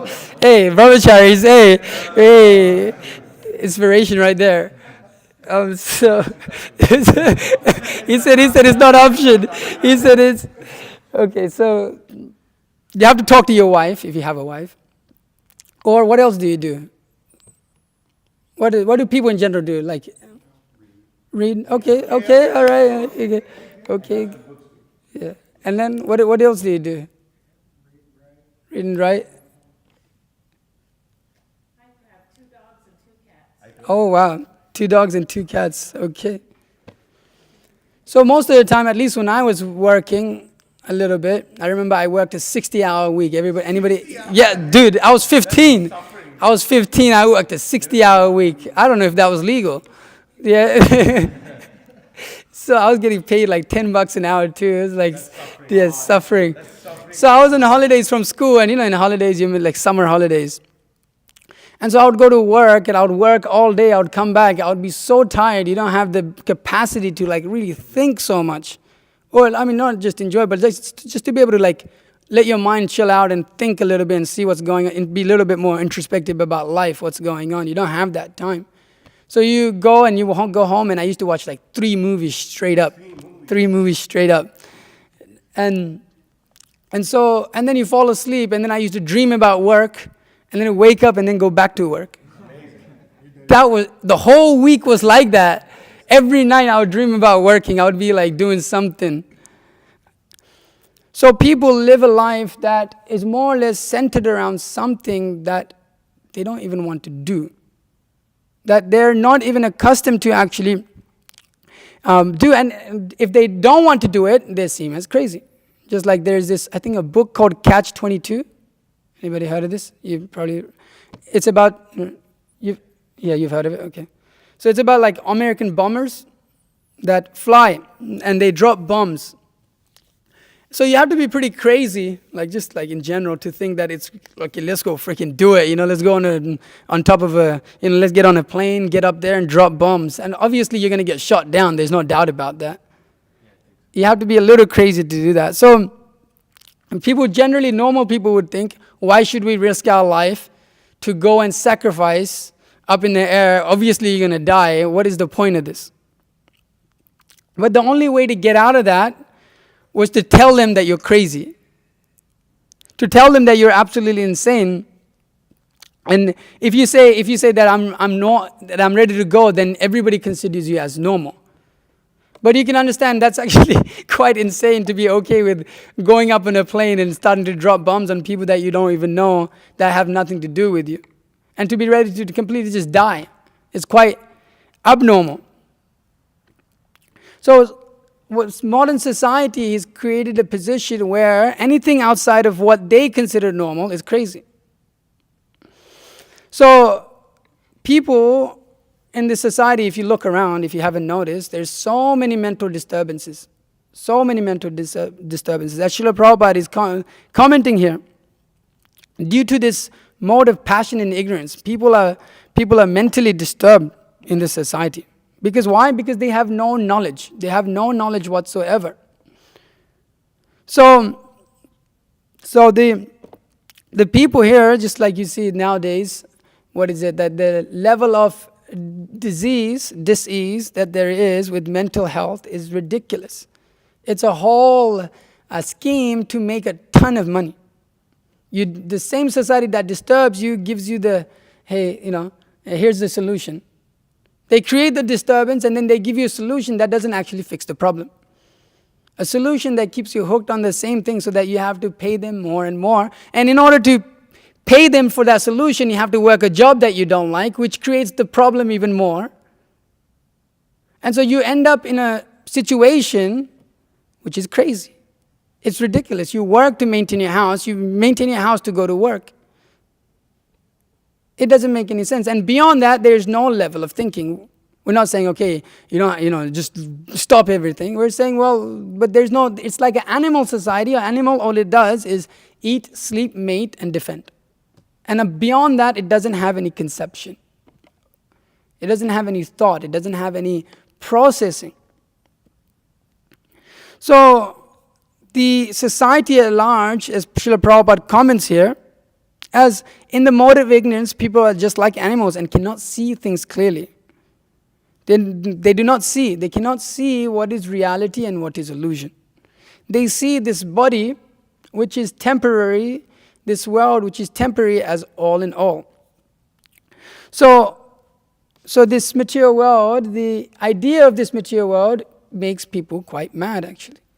It makes people quite mad to an extent where they cannot understand what the actual human form of life is for. They have no time for it. We have no time for it. No time to inquire about what actually life is about. Just like you go through university, you just get bombarded. You should do this, you should do that, you should do this, you should do that, you should do this, you should do that. But nobody teaches you actually who you are. Nobody teaches you the science of the soul. So this society, although it's ready to point fingers at so many people to say and yes, there is so many other crazy people. But the society itself is quite actually crazy. It doesn't have a proper basis of understanding. Therefore, there's so many problems. There's so many problems in this society. And people are wondering how to solve that problem. How do we solve it? Maybe we get psychiatrists. Maybe we get psychologists. Maybe we do more research in mental health. But if you look at the trend of how mental health is going, the more they do research, it doesn't decline. When they started this whole institution of psychology and psychiatry and all of these things, the more they did research, the more you just see the trend. It's just like the mental health, it just continues to go up. The percentages of people that are in trouble of mental health continues to go up. So what is happening? Why is there no solution? Why is there no solution to this madness of life where people, they're engaging in what's so-called sense gratification? You have so much facility. You have so much facility to enjoy that, you have everything in your hands. You can get sex anytime you want. This thing, I can click a button and I can get anything that I want right here. I can get any sort of food delivered to me right here. I can go anywhere in the world in the next half an hour if I wanted to, just by clicking a few buttons. I can enjoy life as much as I want right here, right now. I can completely do everything just by clicking a few buttons on my computer. So people think this craziness, this madness of civilization has convinced us that the goal of life is sense gratification, is to enjoy your senses. Okay, go ahead, do it. Go ahead, full on, you should do it. You should just enjoy. And you should how should you enjoy? Get a lot of money and have a lot of sex. Eat a lot of very nice food, meat, and intoxicate and gamble and do all of these things, and you will be very, very, very happy. Right? That's the push. That's the push. Earn money. Make as much money as you can and you will become happy. It's said in Kali Yuga, one who has a large bank account, a large pocket, where a lot of money is stored, he's considered very intelligent. But actually, Srila Prabhupada says here that in the mode of passion, people become greedy, and their hankering for sense enjoyment has no limit. One can see that even if one has enough money and adequate arrangements for sense gratification, there is neither happiness nor peace of mind. You have so much facilities to enjoy your life. So much facilities, like I was explaining, at every corner. You can walk here, left or right in Atlanta. Find everything you need. Or like right here, like I was saying. But why aren't people happy then? If this is the philosophy of this mad civilization, people have become so foolish that they cannot see even if it's right in front of their eyes. You cannot see. You can see that people are not happy. You can see those who earn tons of money, are millionaires, billionaires, they're not happy. So what is this madness that pulls us say, no, actually, but me, I will be different. I will do the same thing and I will become happy. Rishabh says, this is madness. Nunam pramatta, what is this? You can. They are crazy. Those who think that same thing that causes them great misery will cause them great happiness. Just like the Bhagavatam gives the example of, just like the animals, if you see a moth, it sees pleasure in fire. Wow, so amazing. And what does it do? What does a moth do when it sees fire? Flies right into it. The moth flies right into it. It probably understands, hey, this is gonna, I'm gonna get a sense of pleasure, but it doesn't see its own death in that process of trying to enjoy. Because why? Because it is covered by ignorance. So that desire to enjoy one's senses for that animal, because it is covered by ignorance, it flies into its own death. So similarly, one who is intelligent should be able to understand, hang on a sec, what is going on? Wait a second, this civilization is pushing everyone towards this road of sense gratification. Okay, enjoy. Many different types of enjoyment. So many varieties of enjoyment. But nobody's happy. What's the problem? Should someone not be intelligent enough to ask this question? Should someone not have a little bit of sense to be like, hang on a sec, this is not what life is about. Hang on a sec, maybe I should do something different here. Maybe this is not the right thing to do, that everybody's going down this. And maybe I shouldn't just follow the sheep that are going to the slaughterhouse. This is the situation. This is the situation that is created when a civilization is influenced by the mode of passion and ignorance. Because what does it do? It develops greed, intense hankering to have that thing which is not beneficial for us. Foolishness, madness, and illusion. All of these things arise in a society of passion and ignorance. They simply lead us to a place of misery. So he points out, Rishabh points out like this, they're acting in a manner which will guarantee them suffering and them ready to just jump into it. They're just ready to go. Okay, I know this activity that I do, it's basically given everybody else not the goal of happiness in life, but me, I'm ready to go. Let me do this. Maybe it will be different. Hope against hope. That is called madness. To hope against hope. When you've seen over and over again, this way of living, of materialistic life, is simply caused people so much pain. It simply caused so much pain, so much plans and schemes to acquire enough money to maintain its status quo. This is all miserable. Those who have so much money, so much status, so much fame, we are thinking, looking from our lens of sense gratification, thinking, well, if I was in that position, I would be very happy. Just like you watch a movie, and you think the people go to the movies and watch Batman and thinking, yeah, the reason they watch it is because they imagine themselves being Batman. Yes, I'm Batman. But you return to your normal life, and as this one sannyasi was saying, he was saying, you return to your normal life and your wife is crying and your wife is screaming at you and your boss is about to fire you and your kids are screaming and all this thing is going on in your head. You're thinking, yes, I'm Batman. One day I'll be like Batman. So one is thinking to himself, yes, I'm such a great person. I'll become like a great person. And when I become that, I will enjoy. I am the doer here. I will enjoy. I will enjoy this. Watch me. I'm going to do it. This simply leads to misery. This is called mode of ignorance. This is called foolishness, madness, illusion. It's quite a wild idea that we're presenting. Because your whole life you've been told, yeah, do it. Yeah, do it. Go ahead. Enjoy it to your fullest. But it hasn't brought you happiness practically. It's a constant anxiety, actually, if we think about it. So the Krishna consciousness movement is teaching us to come to the platform of human life, which means sanity, understanding reality as it is, not seeing illusion, seeing beyond illusion. This is knowledge. When there is knowledge, there is no darkness. When there is knowledge, there is no more anxiety. There is no more suffering. There is no more dis-ease. This dis-ease. So how does one come to that position?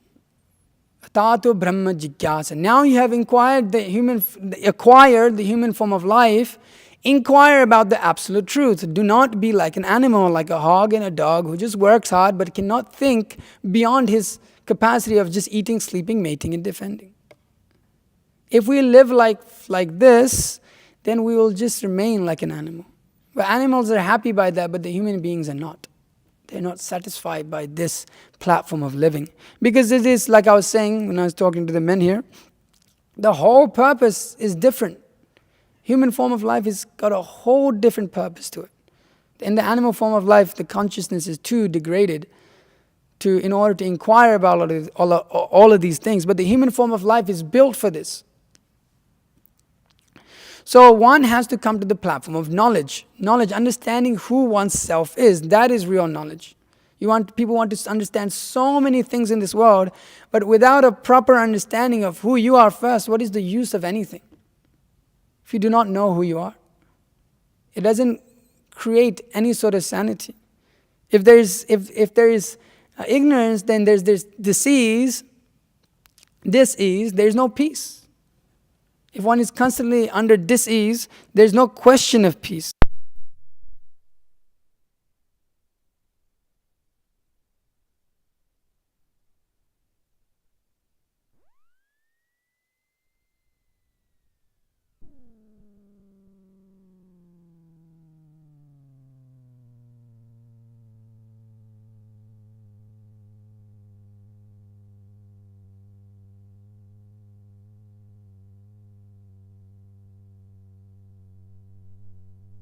Relationship with the child is secondary. My career is first.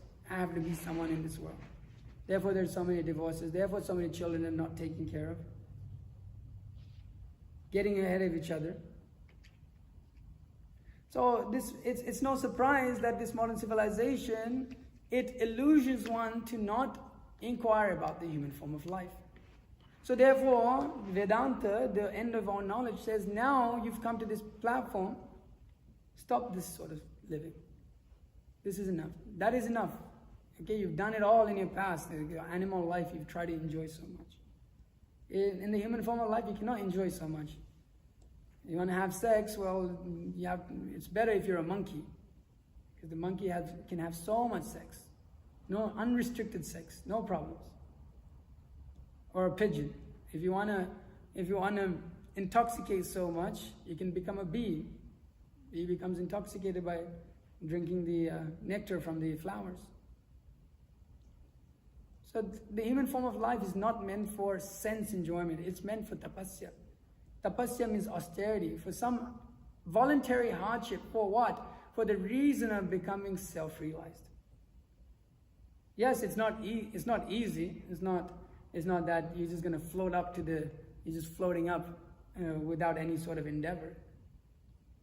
It is a platform by which that we ascend to the highest platform of existence, and that requires a level of work, a level of austerity. So this human form of life is specifically meant for that. It's meant for understanding who we are. First basic understanding one has to have is that one is beyond this body. One is not this body. You're not black, you're not white, you're not a man, you're not a woman, you're not this, you're not that. You're spirit soul. First, one has to develop this understanding. Without this understanding, one simply functions on this temporary platform where he tries to acquire so many things, as Prabhupada says, so many plans and schemes. But all these plans and schemes and all these things that we acquire, which we think and are ours and we're attached to, is taken away by time. Time I am the destroyer of all, Krishna says. Taken away by time. Everything is taken away from our hands forcefully.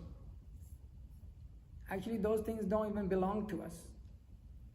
And we are falsely attached to this world.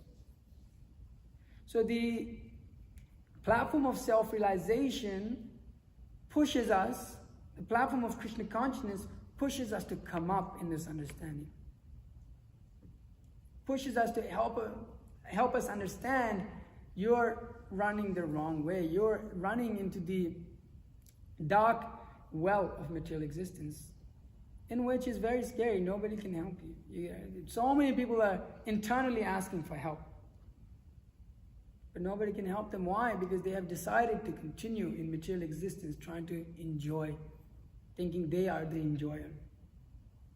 But one has to shift that consciousness from this idea of me, myself, and I as the enjoyer to Krishna, God, as the enjoyer of everything. On this platform of knowledge, then one can start to experience real bliss. Why? Because he starts to understand his actual position in relationship to the Supreme Personality of Godhead, which is his eternal position. It is not a temporary position. It's not that you don't have to get another position, you don't have to get another job, you don't have to get another body, you don't have to get old, you don't have to die, you don't have to do all of these things. You're situated eternally in a position, in a loving relationship with the Supreme Personality of Godhead.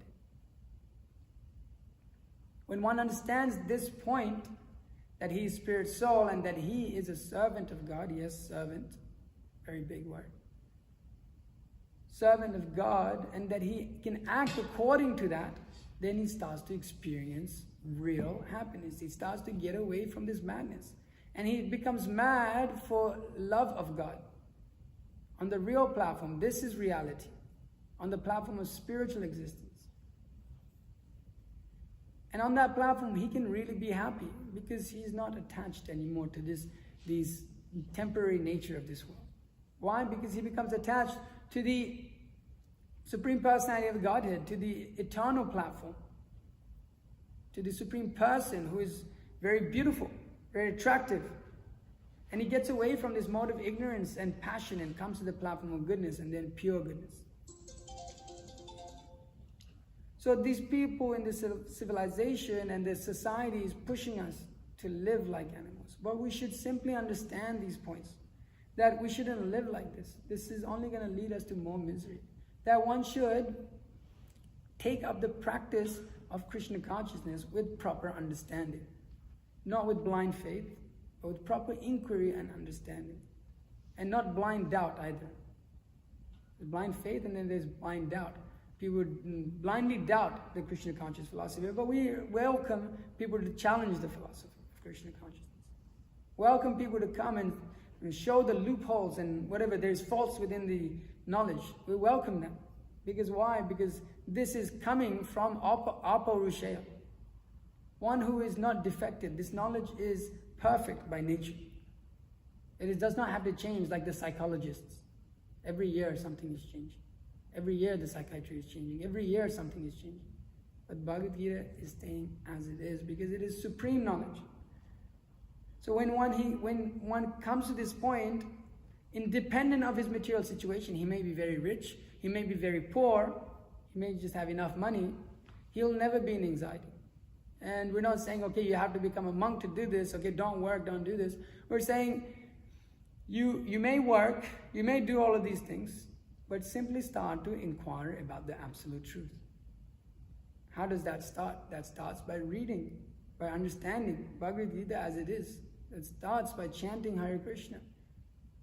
And then offering one's fruits to Krishna. Where your fruits go, your consciousness go. Where your money goes, your consciousness go. Buy books that are about Krishna consciousness. Read books that are about Krishna consciousness. Situate your life in such a way that you're not controlled by intoxication, sex, gambling, and meat eating. You're not controlled by these things. How to do that? By chanting the Hare Krishna Mahamantra. So the Krishna consciousness invites everyone to come and join in this endeavor to overcome this passion and ignorance and bring this civilization to the platform of mode of goodness and transcendental goodness.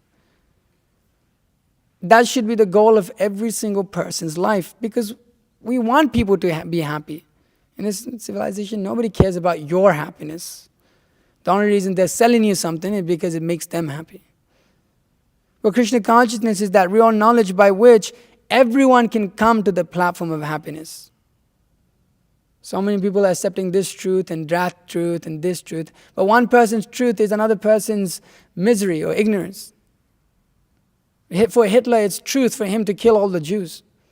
But for the Jews, it's complete ignorance. And for the rest of the world. So these relative truths are no use in our platform of trying to come to real knowledge. So much knowledge is there in these universities. So much knowledge is there. They're teaching so much. But everybody is in ignorance. How can we say that? Because they do not understand the real goal of life. They do not understand the platform of the soul. That is real knowledge. Therefore, they're not happy. Therefore, they're always pulled by their desires. And how can we say that? Because you can see it practically. You can see it in the lives of the materialists, and then you can see it in the lives of the devotees. You can see a practical difference there. You'll see as you stay for the next 3 days, it's not like this just because you hear everybody's dancing and looks very happy. It's like this every day, day in, day out. Starts at 4:30 in the morning. Tomorrow will be 5, but 4:30 in the morning, dancing and chanting, hearing very nicely, eating very amazing prasadam, a very blissful life. It's a very amazing life. The life of Krishna consciousness gives one fulfillment within the heart to understand his real position and serve the Supreme Personality of Godhead. So to do that means to come out of this craziness of this material civilization and to come to real knowledge, by which you'll actually become happy. You will not sink further into ignorance. The future is not very dark, but the future is very bright. Every moment is in Krishna consciousness when one becomes realized within it. It's very blissful. Every step is a dance, every word is a song. And we're not just saying that, just saying because we have practical experience. You can see it in the bright face of the devotees. And you can, when you see the bright faces of the devotees and then you go to the dark faces of the materialists, you can see the difference practically. You see the difference practically. We're not speaking on the platform of philosophy only. So you do it for yourself. You do it for yourself and see the difference. See the difference in living. See the difference. It's not, some people think, oh, I just did it once and this is how it is. It was good for a little bit of time, but it's like this all the time. We're having a good time all the time. Who doesn't want to do that? That's why I joined the movement, right? Because we're having a good time. Okay, so let's say somehow everything is false. Everything we're saying on the logic platform of logic is demoniac, because we're performing some magic and convincing everyone that actually this is truth. Sure, okay, whatever. But who's happier? Who gets up in the morning and starts dancing every day? Who is eating such nice, fresh, cooked, amazing food that is cooked with such amazing consciousness, with the devotees who are so well practiced in Krishna consciousness? Who is doing all of these things? The life of Krishna consciousness is so much better.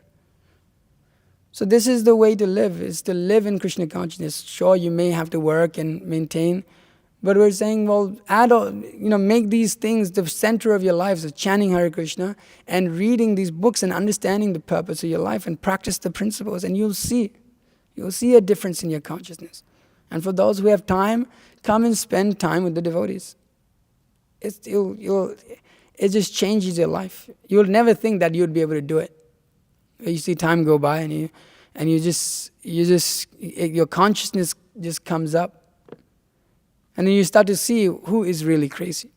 You start to see how people are actually crazy in this world, running after this illusory happiness. It's just like if you see a person in the desert, he's running after the mirage. Obviously, he's losing his mind.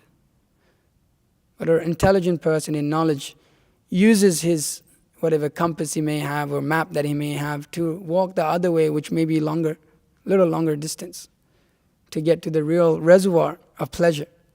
That is Krishna consciousness. So you're here for the next 3 days, so endeavor to try to give it what you have, give it what you got. Dance in Kirtan, chant the Mahamantra very nicely. Take a lot of prasadam. You got to take a lot of food. Okay, you got to go back fat. You got to put on at least 10 pounds. Can you do that in 3 days? If you do it, we'll send you more prasadam. We'll ship it to you. So you don't have to overthink it. It's a very natural process. You don't have to think, oh, what am I doing? Why am I doing this? What's going on? We're happy. Just dance. That's all. And see what happens. After 3 days, you got to flight back, or you got to go back home. And the worst of it, you just go back home and life goes on. What's the problem? But if you find something, then you've hit gold. You've hit diamonds. Then you've solved the problem of your life, which is deep dissatisfaction within the heart. Your problem isn't life. Your problem in your life isn't food. It isn't this problem, shelter problem, that problem. Real problem is that you're not happy. We haven't come to the platform of self-realization. So by performing the process of Krishna consciousness, everybody is guaranteed this position of knowledge, of absolute knowledge. So I'll end my class there. If there's any questions or comments, please feel free to ask.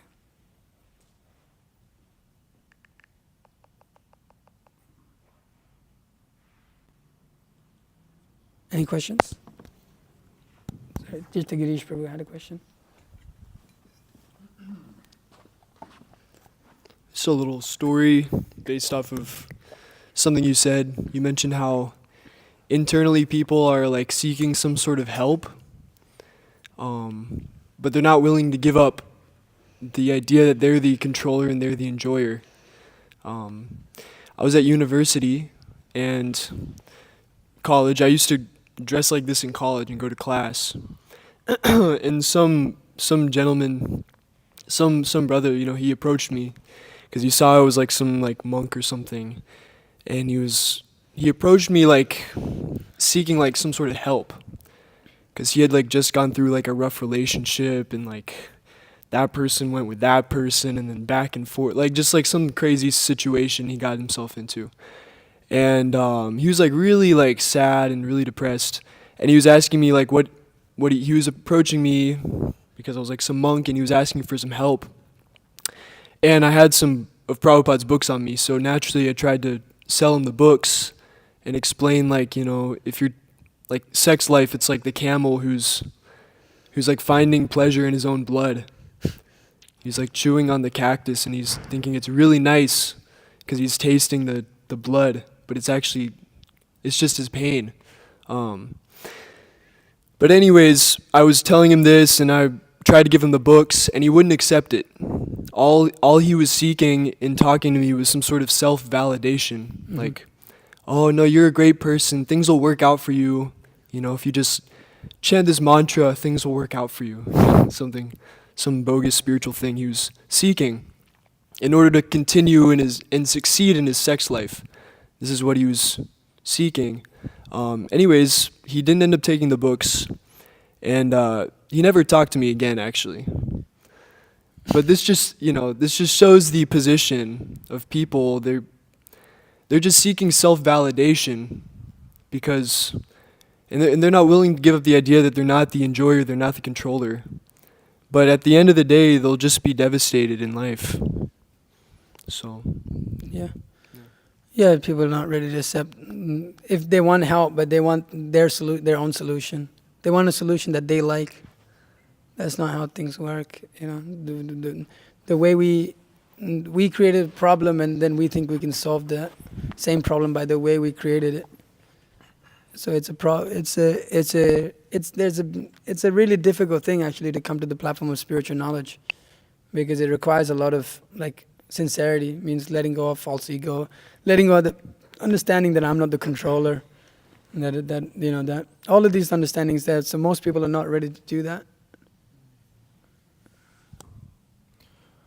So when I'm at university, people like see me and I talk to them and whatnot, and I invite like my friends and like other people to like come to the temple, like come check it out, it's super awesome. But they're like, nah, that's not for me. Like, I'm completely happy doing what I'm doing, and like, and I like explain like, are you really happy? But like they're just like so convinced that they're happy. So the question is like, what to do in that situation? Yeah. So like Prabhupada says here, being distressed by their circumstances, they take shelter of intoxication. Why do you take shelter of intoxication if you're so happy? If you're so happy, why do you need to drink and smoke and get high? Why? Because in ignorance you forget your problems. Why? What problems do you have? Why do you have to forget them? We're not doing that. We don't have to forget our problems. We're just dancing and chanting and doing all of these things. But people there, they take shelter of intoxication, being distressed by their circumstances. They say, they may say, yeah, I'm so happy. But then in order to dance, they have to drink so much. Why? Where is your happiness? Where is your happiness without the substance? What happened? So just like ignorance, it allows us to. Some people people who are extremely ignorant are also extremely happy. That is there. If you're just like a child, people think, I wish I was like a child again. But it's actually ignorance. It's not happiness, it's ignorance, because you don't know anything. You don't know you have to pay bills. You don't know that you have to go to work. You don't know that you have to go to school. You're just playing and doing everything, and it doesn't matter what you do. You don't face any of the consequences for it. So therefore, the child looks very, very happy. But because of ignorance, it's in that state. But if it knew if it had knowledge, then immediately, even when you grow up, you start to realize, oh my God, I got to in order to get money, I have to work a job. When I work a job, I have to go there for 8 hours a day and work a 60-hour week and dream about working when I go home and then come back to work. So then you go, oh, it's a little distressful. So people are also in ignorance, they don't understand their situation, what they're in. And people are not willing to understand. So then that's the position of the materialists. What can you do? Give them prasadam, that's it, in the holy name. Anything else? Any questions at all from the newer people? No? Yeah, go ahead. No, you don't have to be shy. You ain't got to be shy. You can ask anything. If you want to literally. Yeah. So it can help, I think, to visualize Krishna, and then should we visualize him as with the flute? Wow, that's very nice. Yeah, Krishna plays on his flute. So do you see the paintings? Yeah, I see so many different paintings, and I'm just wondering. So you can meditate on one that attracts you the most. That's what you do? Yeah. He's very attractive, so he's attractive to everyone, and he has many pastimes. So you can think about Krishna like that. In that one over there, he's holding a flute in everyone, but the one over there with Lord Brahma, he's playing the flute. He's playing the flute over here. So yeah, you can meditate on Krishna like that. It's very good. He's very amazing, actually. He's been,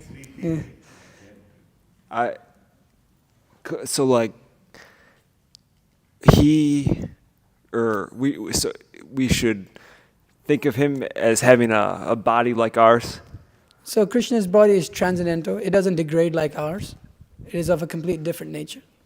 So it is of spiritual nature. Krishna's body is not. Krishna's soul and body is not different. We are the soul. We have a body. But Krishna, the soul and the body are absolute. Krishna is an absolute person, whereas relative. The soul and the body is different for us. This is physical matter. But Krishna's body is not matter. It is spirit. It's spiritual. So it's a little bit more achinta veda veda. It's a little bit inconceivable in that sense, because how can embodied generally, this is where in philosophy within the Buddhism and Advaita philosophy, they struggle because they can't imagine a form that is not physical like this, but actually it's spiritual form of Krishna. So yeah, it's like ours, but it's not of the same nature. Yeah. So you can meditate upon that. Yes, that's very good. You can meditate starting with the feet, and then working your way up to the beautiful flute-playing face. Okay, very nice. So sweet. I guess this is not a direct question to you, but all the monks here. So, Sure.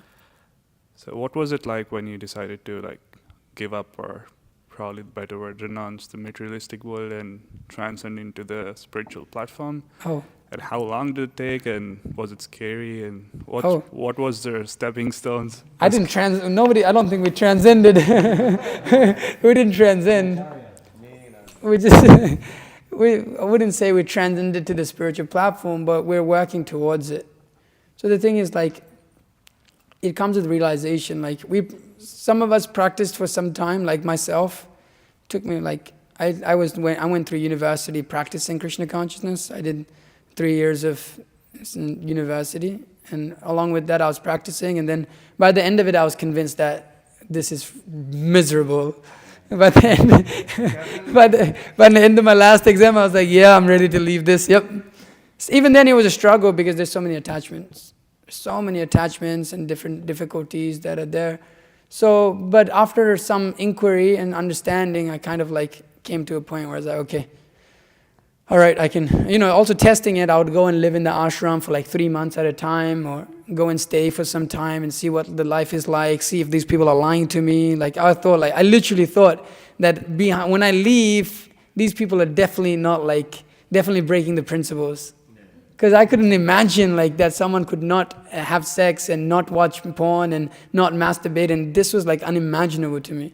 I thought these people are definitely behind their back doing it. But then later, when actually took up the practice and realized, it's you start to lose attraction for it. You start to become detached from it. So when all the devotees here, when they let go from the material life, it's because of those certain realizations or the attraction towards Krishna consciousness. It's just yes, they could see stark difference, here's material life, here's spiritual life. Without so much attachment to my feelings, what is the more intelligent thing to do? What is the more intelligent thing to do? That's how I thought about it. I was like, here's material life. I want to become some sort of teacher. I look at all the teachers. I go to the school, I look at all the teachers. They're sitting there like this the whole day, and I'm like, I don't want to be like that. And then I go to the devotees, and they're dancing and chanting and laughing and joking, and I'm like, it looks like a big party all the time. I'm like, well, which one should I choose? And then you've got all these attachments and all of this, but then you realize actually those attachments aren't so big at all. So then, slowly, for me it was a little bit slower. For someone like some of the guys like Bhakti Jacob over here, he's pretty pretty immediate. He was just like, okay. I was like, all right, okay, let's go, let's do it. I was like, all right, okay. And he never got mental about it. He just came, he did it, and he's here now, and yep, that's good. So it depends. So we have to practice. That's the main point. You won't be able to do it without practicing it. Don't think that we just will found it and then just left everything. But there's a level of inquiry, questioning. Make sure Prabhupada often said, we don't want blind followers. We want people who are intelligent and asking proper questions and making proper inquiries. So we make proper inquiry, practice the philosophy, and then see for yourself, experience it. Come live with the devotees for a few days, go back, come, see the difference. See the difference. That's the easiest way to do it. It's see the difference in the lifestyle. I remember coming to New York and seeing the guys and then having to go back to Australia, and it was just damn. And so that's how I just did it. Most of us just were able to see the stark difference between material life and spiritual life, and then jump into practicing Krishna consciousness. And it's not that we've transcended material existence. There's still a level of struggle with your mind and intelligence and false ego, and working through those, you start to realize actually letting go of material, physical, this gross material things is nothing. When you start to realize the mind and the intelligence of false ego hold so much more. So it's not even the surface, this like letting go of like all these external situations actually. It's just so small compared to like what's there in the mind and intelligence and false ego. It's nothing compared to that. So now I look back and I look at it and go, what the hell, why didn't I do it earlier? What's wrong with me? Why didn't I do it earlier? It's like, why didn't I do it when I was 18? Like Jacob, I should have been, let's go bro, let's do it. And then I would have been so much more further. But still, so like that. Like that. Thanks. Yeah. Anything else? Yeah, so the whole time I was just thinking about things like creative processes and acts of service, right? So, by all intents and purposes, that's work, but it, I'm happy working all day because it's not like work. Most of the time it's acts of service and, drawing. I'm big, like artist, so those things are working. And I'd say I'm super happy with a life that's like pretty far from austerity.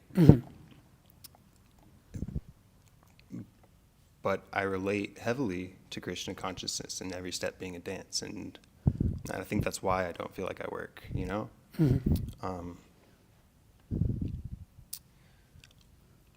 So I don't know.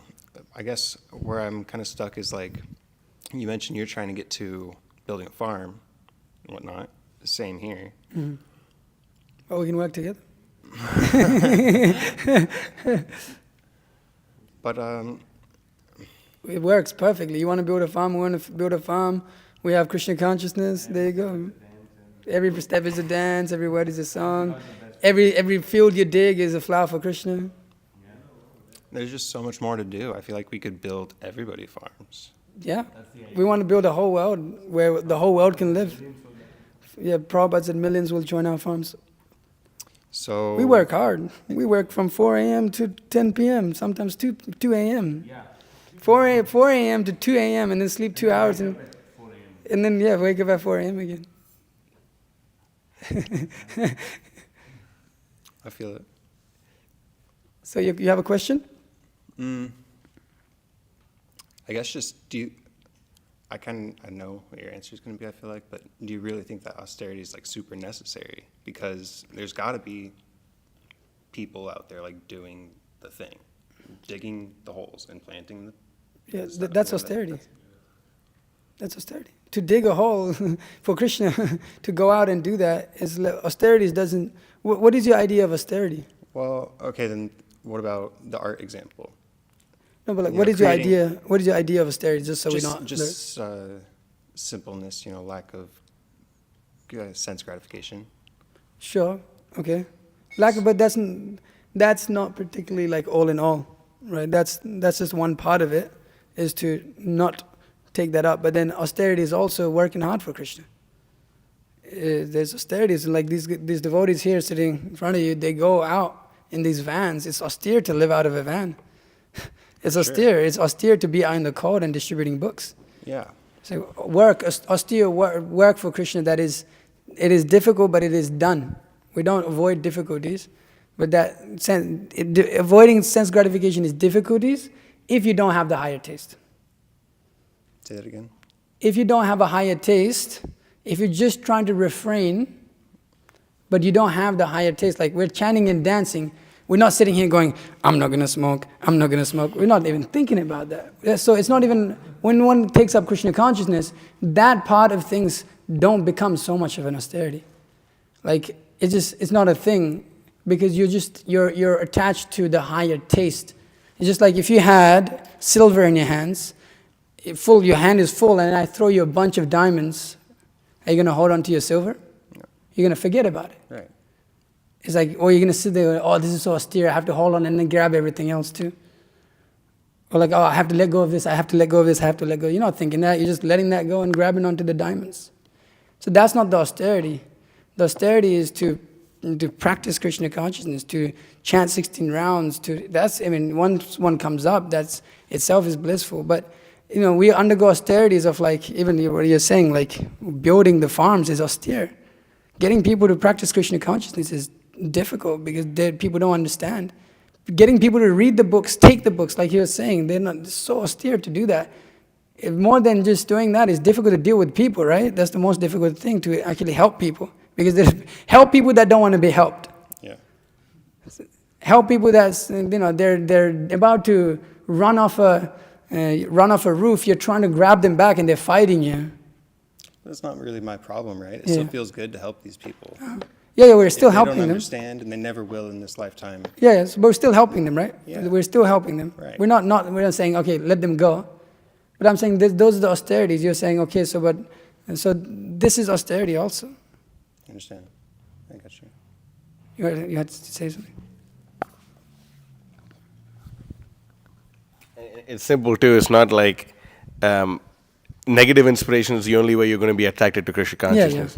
There's of course this positive inspiration also. You're attracted for a reason, and it's not like suffering is the main impetus to take up Krishna consciousness. Krishna says there's 4 kinds of people who approach him: one who is distressed, one who is in need of wealth, one who is inquisitive, and one who really wants knowledge.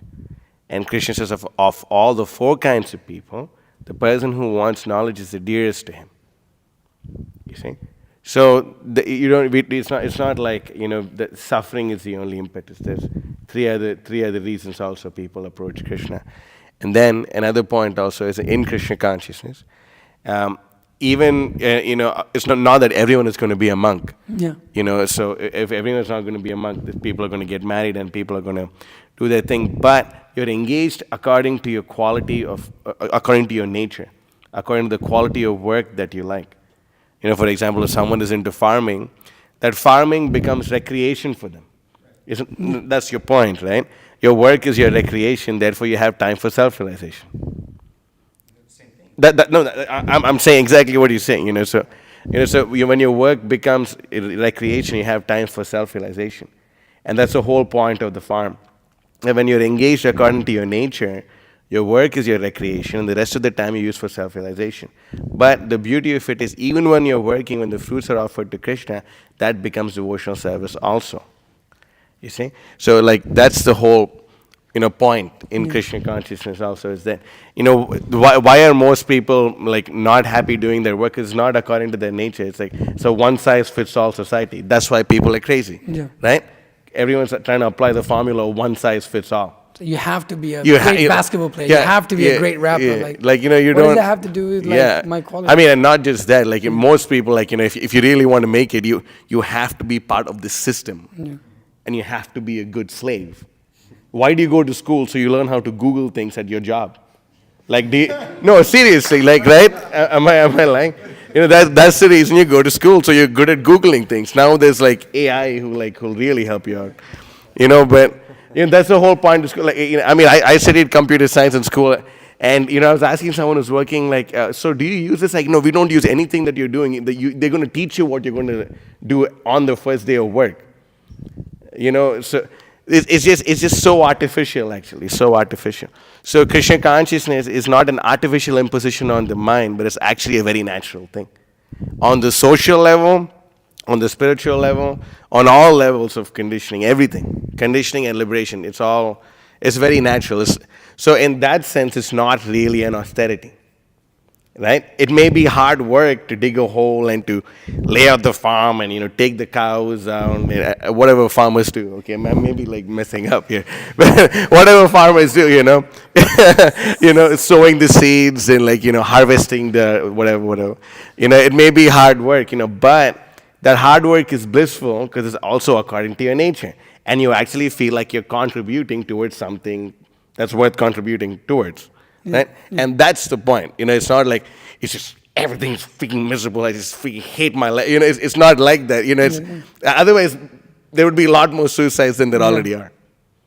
So that's the point. Yeah. People have to be engaged according to their nature and work. Just like you will see that within the temple also. Everybody's working, but they're working for Krishna. That's the main point. You can't just work mindlessly just for sense gratification. That's the main thing. Mataji's, you have any questions? Yeah, you have a question? You had a question? Okay. Wow, Austin. Austin from Texas. Yeah, so the point you're making is that to be engaged in accordance with who you are, essentially. And so my question is that it seems like everybody here is devoted to a very specific purpose, which is spreading the knowledge of Krishna and promoting Krishna consciousness. Is that everybody's purpose, or do you believe that God puts some people here to be poets and to be fighters and to be painters? So it's a whole society, right? Like do you see all these paintings? Right. You think these are all devotees that did that? Yeah. So they're very beautiful. You'll see, even this whole thing right here was built by some of the devotees here. Yeah. And so the altar too. So it's all, the thing is, the work should be done for Krishna. So whether one works directly or sometimes indirectly, like he was saying, sometimes one works, but he gives his fruits to Krishna. Or one works directly, just like this altar is being built directly for Krishna. But somebody else who's not has the chance to be a full-time devotee and do that, may work a job outside to maintain his family, but he may give a little something to help out to push the movement forward. So in that way, he's contributing his self. So his purpose is like in Krishna consciousness, like that. So it's not, we're not saying, okay, you have to be a monk, like he was saying. We're not saying everybody has to be a monk. This is impractical, this is stupid. But we're saying everybody has to be engaged in Krishna consciousness. One should not center sense gratification around his life, but one should center Krishna in his life, and everything else he does, he directs that towards Krishna one way or another. So that's the main point. Yeah, you can be a poet. Yeah, you can be a painter. Yeah, you can be a carpenter. Yeah, you can be a builder. Yes, you can be a car mechanic and fix the vehicles. So this is all working for Krishna. So and that's your natural propensity, and you can do that. Awesome. You can dig on farms and build farms. Awesome. We need that. Krishna wants that. Krishna is the farm acharya. He's the huh? Actually, Krishna lives in a farm. Yes, sir. So yeah, Krishna consciousness is not impractical philosophy. It's practical. It's applied. It's applied philosophy. It understands that everybody has different propensities according to nature, their guna and karma, their nature and their karma. And so then that has to be engaged accordingly. Not everybody's going to be a monk. They don't have that nature. Not everybody's going to be a preacher out on the street doing all of these things. That may be done for momentarily, just to kind of get training, to understand what the purpose is, just to get a little understanding. But then, what their propensities are, they may be engaged in that. Just like you were saying, I mean, you guys all saw that video, right? Most of you who came, he hasn't seen it. Yeah. So you saw that video. Who do you think made that? We didn't pay someone. We made it ourselves. So, Ali Krishna Prabhu put it all together. So, it's like there's natural propensity, so we use that. And we're monks. It's like, we're monks. No, we shouldn't use a computer. Look, I've got a computer right here, bro. This is where we edited all the videos. So do you believe that all these different trades that people pursue, that these are aspects of the material world, or do you believe that some people are given a God-given purpose within the material world? So if they're using it for sense gratification, then it is, So, sure, you can say it's like it's their karma that they've attained that due to their past activities. You've attained certain abilities. If you use it in God's service, then that's divine. If you use it in just trying to enjoy life, then it becomes demoniac. It becomes a source of suffering. So that's the difference. God is given it, yes, but we have to use it for God. Otherwise, we waste it. It's like that. So it's intention that kind of matters. It's like if you're working for money and status versus if you're working to create something for God. yeah, create something for God, but that should be seen practically also. Some people just say that and then go the complete other way. And while saying that, they can continue in that direction of just trying to enjoy. So that should be seen that when one does that, one practices the principles, he centers his life around God, such and such. So like that. Okay, thank you. All right, Srimad Bhagavad Gita ki jai, Srila Prabhupada ki jai.